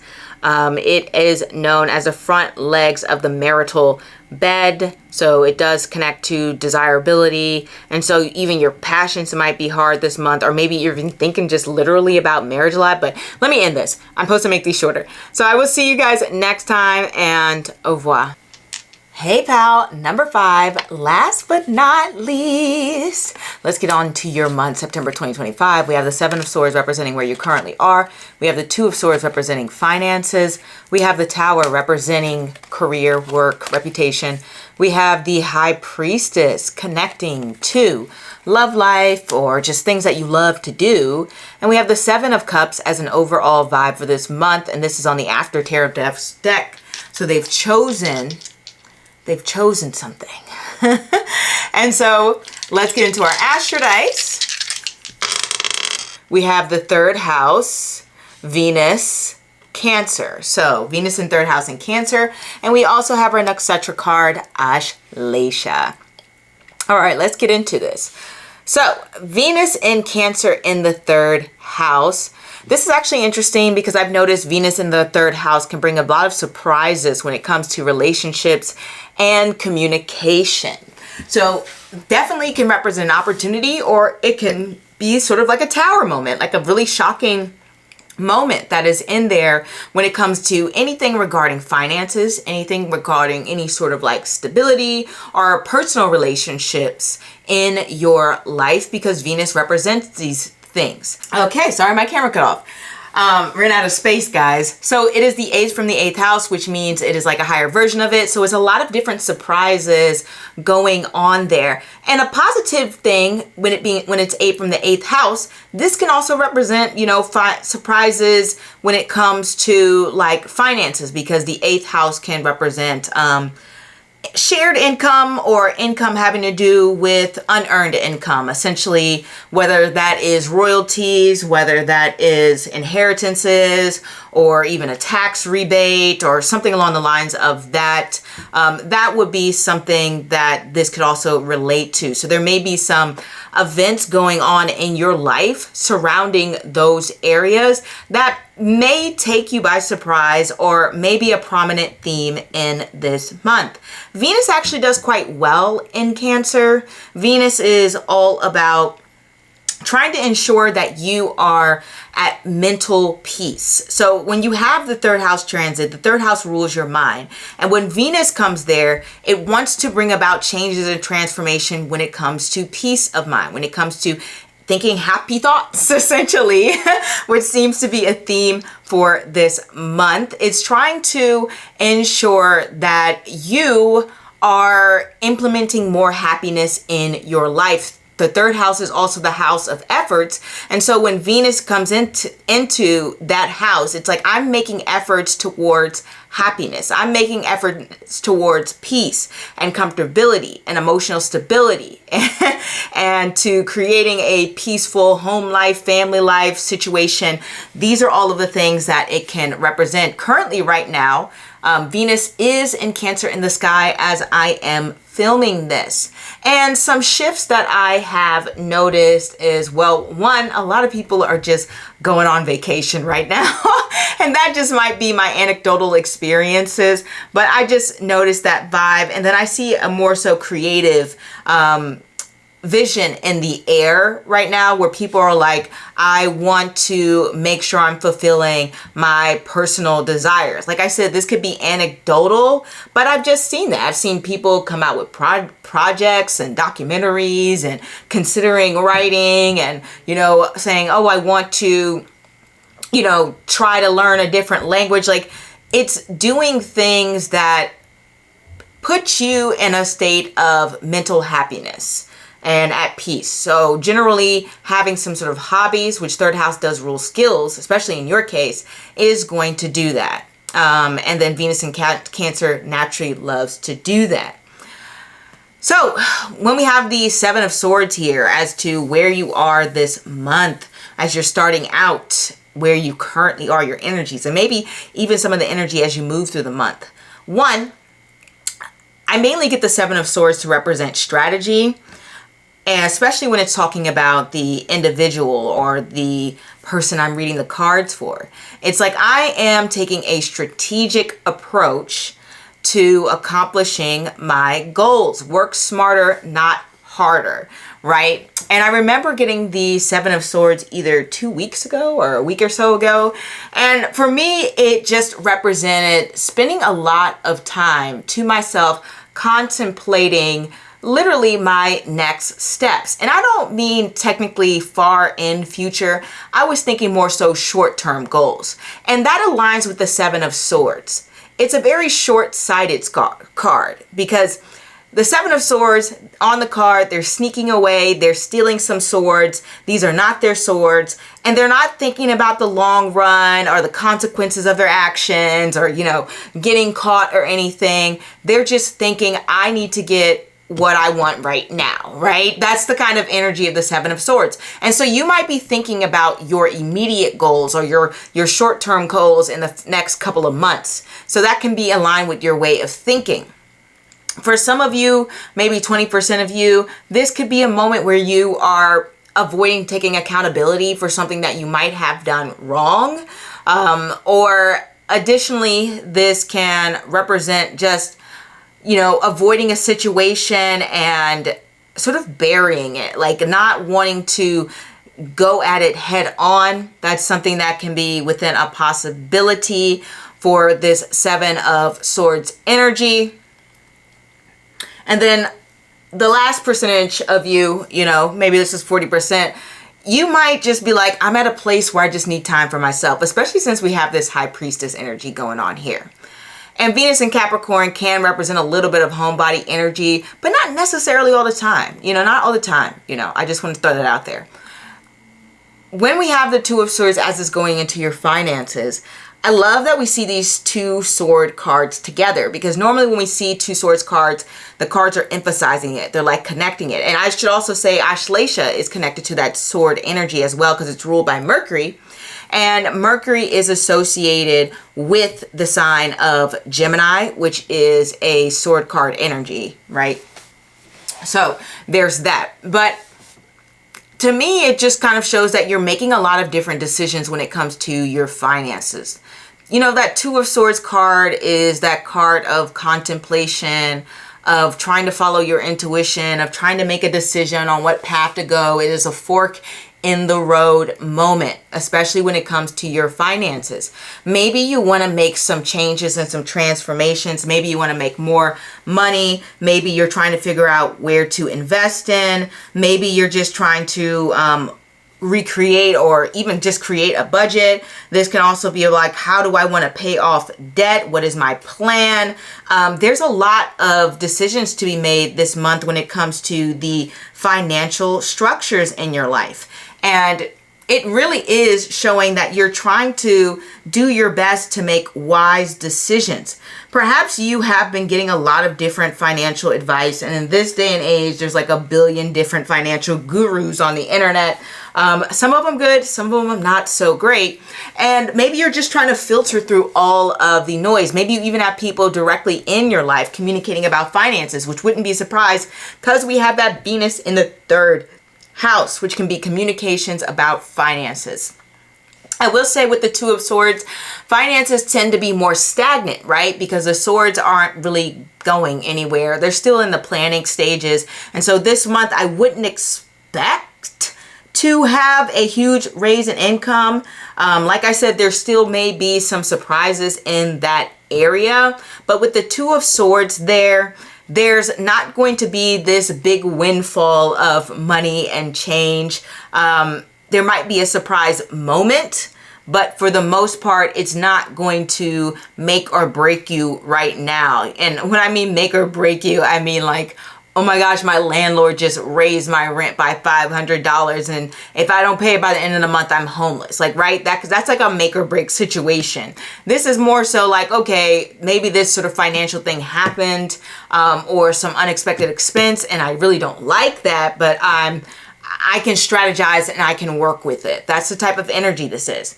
And with the Two of Swords here, when it comes to self-esteem, self-worth, and even just how you're spending your money. Well, let's start with the self-esteem, self-worth. I have found the Two of Swords to be more of a critical card to energy.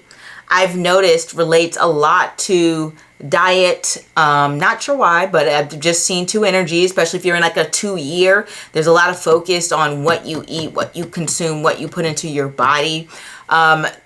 When it comes to energy, maybe it's like dealing with like relationships to things and your relationship to food. I'm just trying to think of why twos do that. I'm going by observations and what I've seen, but I'm just trying to figure out why that connection.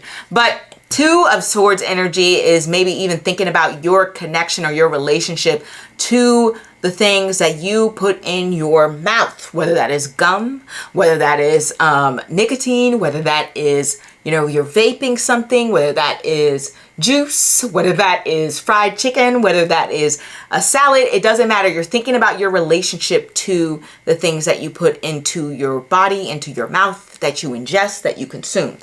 And there's a lot of reflection going on this month. Maybe you're even reconsidering about all certain things within those areas, right? Whether that's like, oh, let me quit a bad habit. And I say quit a bad habit because the Tower moment can be a moment, since it's right next to it, that's like, ooh, I might want to change this. This is not feeling good. And that can be something that's going on here. And with the self-esteem here, Two of Swords can struggle with self-esteem because they're stuck in this place of analysis paralysis where they are blind to how they really are, if that makes sense to you. Like they can't see themselves maybe how other people see them, or they can't see themselves in a way that is crystal clear to them. They're like, who am I? What's going on? Am I pretty? Am I not pretty? Am I smart? Am I not smart? Am I hardworking? Am I lazy? Like, it's just like a lot of back and forth when it comes to the self-esteem this month.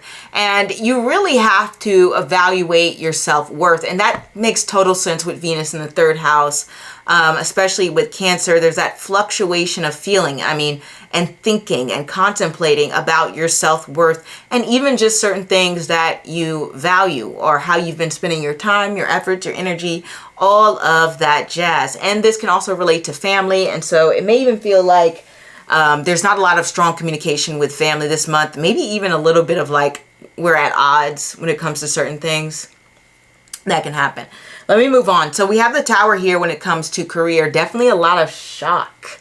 Definitely a lot of shock and awe when it comes to the career moment. And we're not surprised, right? Like I said, there could be like a moment here where, like, let's say you lost your job, but you have substantial amount of savings.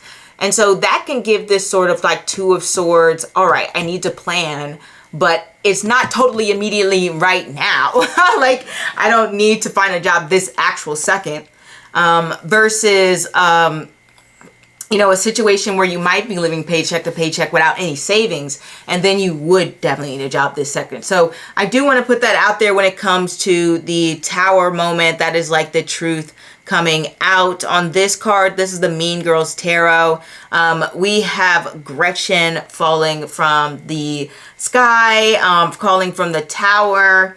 This is probably, I'm trying to remember what the card says. It says, I can't help that I'm popular. Okay, I remember that quote. I can't help that I'm popular, whatever. I'm going to attribute this to the moment where they sort of like start falling apart when it comes to the friendship, right? Where it feels as though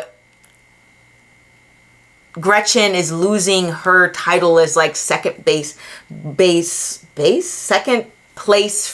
friendship, because she was sort of like the closest to Regina.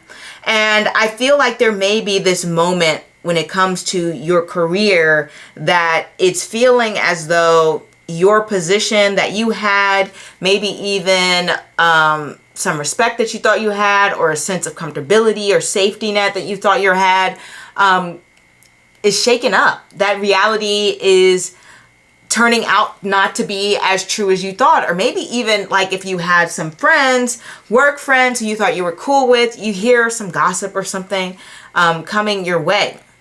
And the only reason I say gossip and things along the lines of that is because it's the High Priestess follows right next to it. And the High Priestess deals with secrets, right? Things that are hidden. And so there may be things that are hidden that coming to light this month. And so I do want you to be aware of that. That Tower moment is like, okay, the truth is out there. The truth is revealed. If there is somebody who has been spreading rumors, spreading lies, or who hasn't been totally honest, or you hear some wild story at work, that could be possibly it. It is interesting though, because I feel as though your response to it is very reflective, because it's nestled right in between the High Priestess and the Two of Swords. So you don't panic. You're like, let's think this through. Let me actually reflect on this. Let me take a pause. It's not leaping into action. In fact, we have literally no wands here. I mean, the Tower card can be kind of fiery, but other than that, when it comes to the elements, no wands are here. We have no earth here. It's just a lot of sword and water. So the energy becomes a little bit more calculated and trying to remain probably more so emotionally regulated when it comes to whatever's happening within the work environment. But we know it's a change. You finally may be hearing what people, how they really feel, how they really think, or maybe you're even doing it yourself, but I don't know about that. I only say I don't know about that because we have that Seven of Swords, which is running away. We have that Two of Swords, which is like, I'm not saying anything. I'm playing on the fence. And then we have that High Priestess, which is quiet. So I feel like this is more so outside energy, more so external energy, versus if we had some different cards that were emphasizing more independence and more initiative, then I would feel like, oh, you're having a Tower moment. You're doing all this. But I feel like this is a shakeup from out. I was going to say, what's the opposite of within? From outside of you, I feel like that is where the shakeup is coming from. That is where the change is coming from. And then you might even find that you just want to break free. Like you may even feel that internally, and maybe there's an opportunity there to do so. But whatever the case may be, you are having this enlightening moment, this moment that feels like, wow, okay, this is a lot of change to our environment. This is a lot of change to our structure. Maybe we are switching policies. Maybe there's some changes when it comes to seating. Maybe there's some switch ups when it comes to bosses, whatever the case may be. But I feel it's more like secrets coming out. That's just me. We have the High Priestess when it comes to love. The High Priestess is single. The High Priestess ain't messing with no one, okay? Like, it's kind of interesting. She's very much like, please, don't talk to me. And I love that they put Janice as the High Priestess because she was sort of like on the outside observing, looking in until she decided to like sort of be this godlike figure playing chess with everyone, especially particularly the popular people, Regina George, right?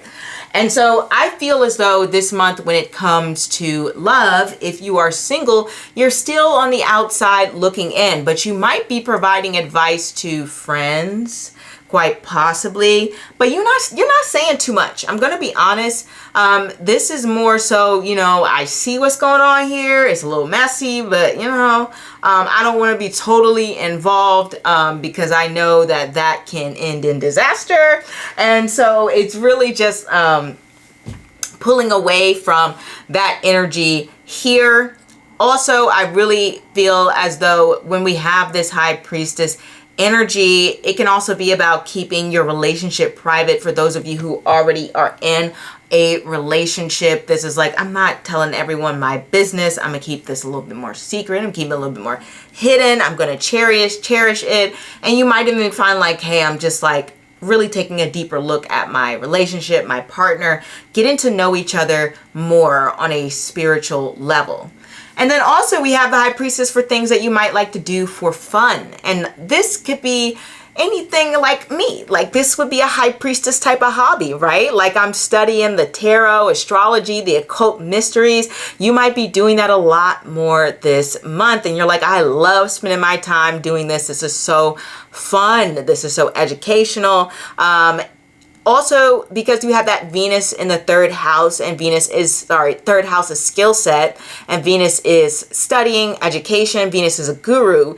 There just may be a lot of spending your free time studying. I'm reading this as free time, things you love, people you love, relationships, like it can embody all of these things.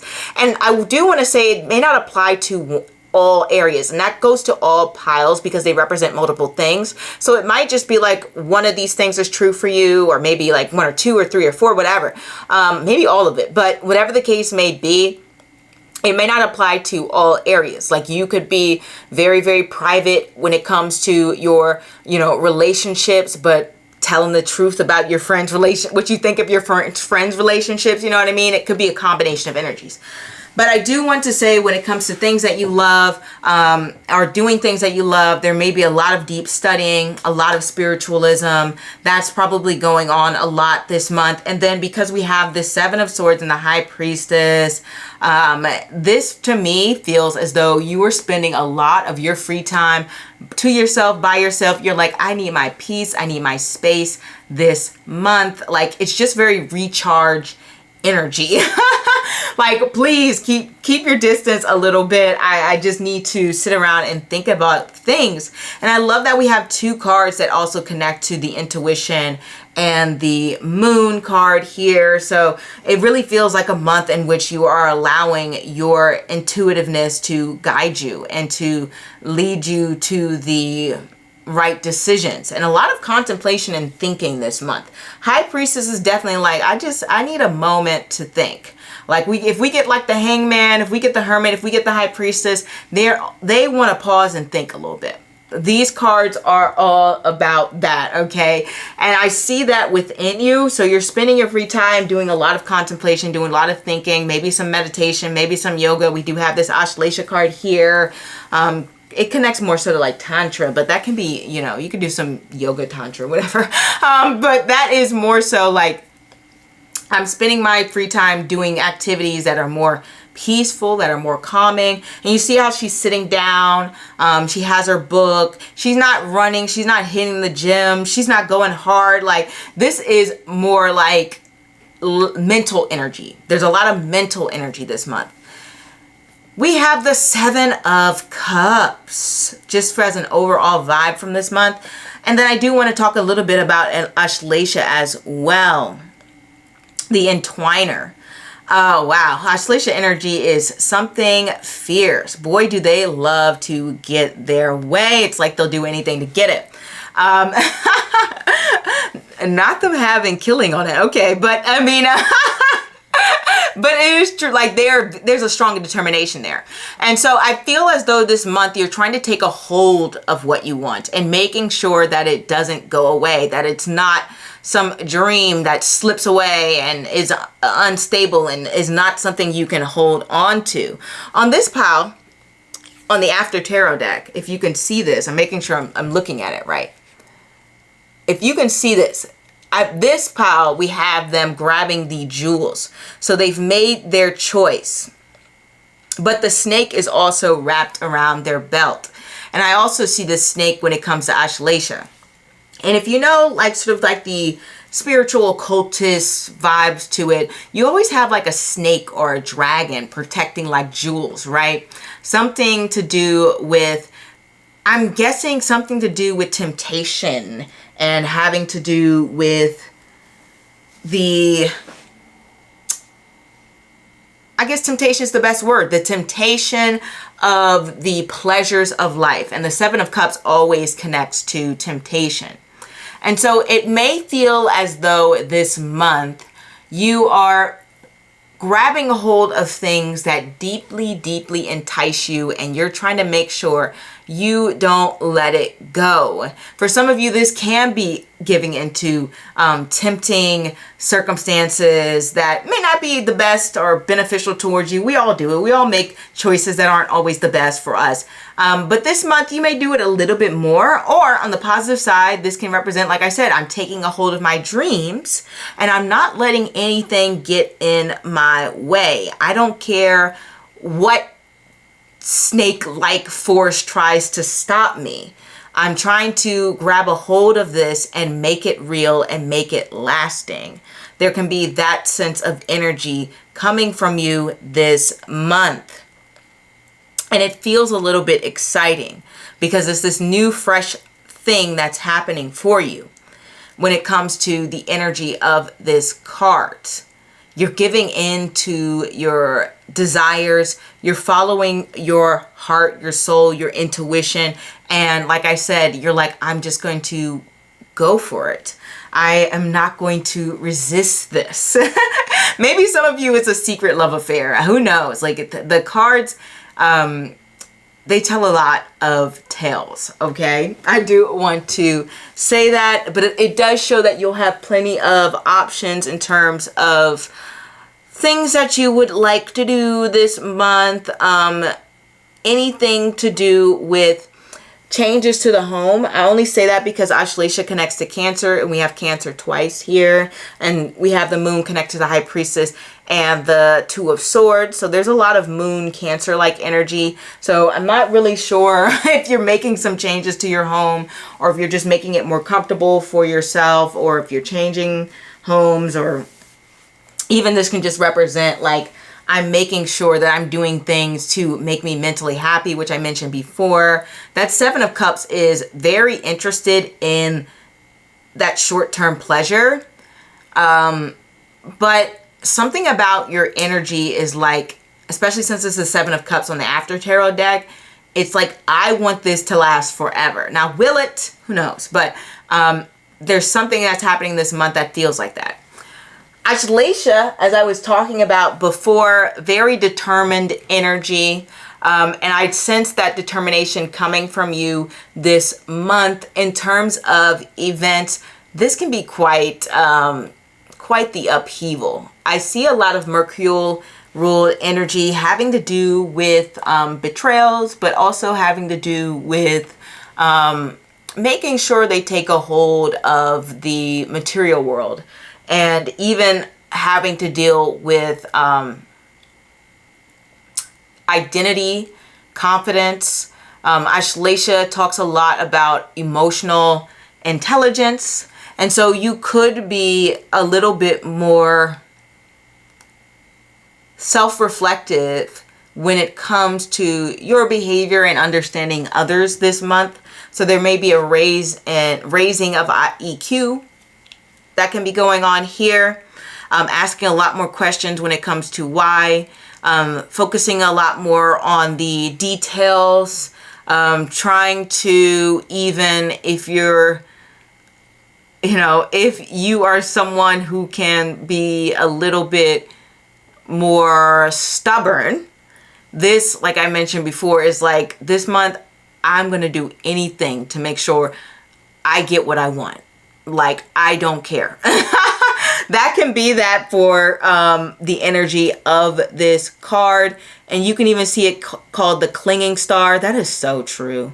Oh my God. Like, I mean, these cards always amaze me because, like, I don't have, like I mentioned this like a billion times, I don't have them all memorized. I got cut off, but like I said, I don't have all these cards memorized. I just go by observations. And I've just met too many Ashleisha people who they act very, very, like, they'll try to act very distant or something like that. Or be like very choosy about who they spend their time and energy with. But if they like you or have some sort of like attraction to you, they become very clingy. But I feel like your energy is a little bit more distant this month. So you might even have some people who you feel like, oh man, this person's really like a little bit too clingy for me. Like they're blowing up my phone too much. Like they're sending me too many text messages. I want my space this month. So you may even feel like you're surrounded a little bit more by that energy that's going on here.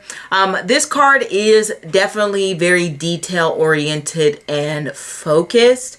I don't know who wrote these cards, but they seem to have beef with Ashleisha people. I mean, dreadful. Sharp and dreadful. That can be a side to them. Yes, that can be a side. Very much will take revenge.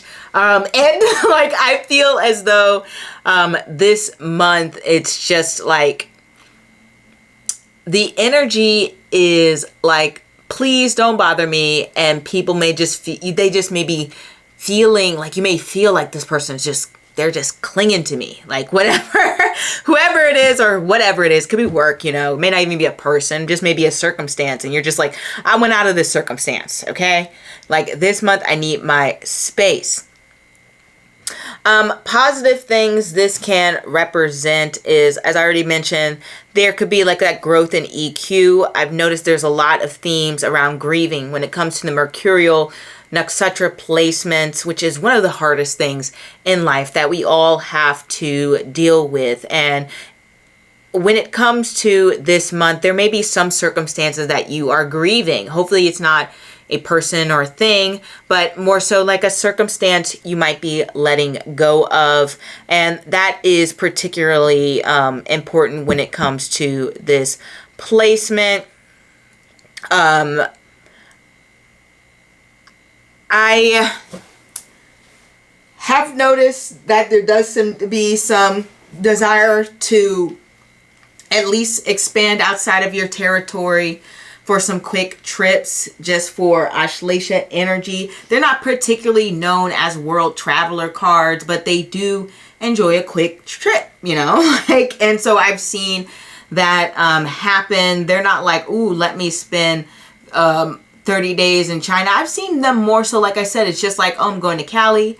I might be going to Bahamas a little bit, like, but it's like a week or a weekend. Like they're a quick trip type of person. And so maybe you're taking some more quick trips this type of month going on here, especially with Ashleisha. And I feel that is kind of all I want to say about the card and the energy. I will say the mind may be focused on a little bit of romance, just because Ashleisha people are very much romantics, even if they try to hide it, like I said. So you may even feel like you're thinking a lot more about romance and connection this month, which I just realized, duh, you have Venus in the third house. Duh, of course you're thinking about romance and connection. So that is what I have for you. And I love when the cards repeat their themes and make it very clear, especially this snake card energy and spiritual awareness and rising above temptations, growing in self-awareness and understanding, being the person who displays empathy for others, who observes patterns, who notices the details and is on a higher level of thinking. You're thinking higher this month. So that is what I have. And I hope to see you next month, next time. And if you want a private reading for me, link is in the description bar below. I go live on the weekends. That's Friday, Saturday, Sunday. Time can be found in the description, not the description bar. It can be found in the community tab. And also in the community tab, you can vote on which reading you would like to see next. And I'll see you next time. Au revoir.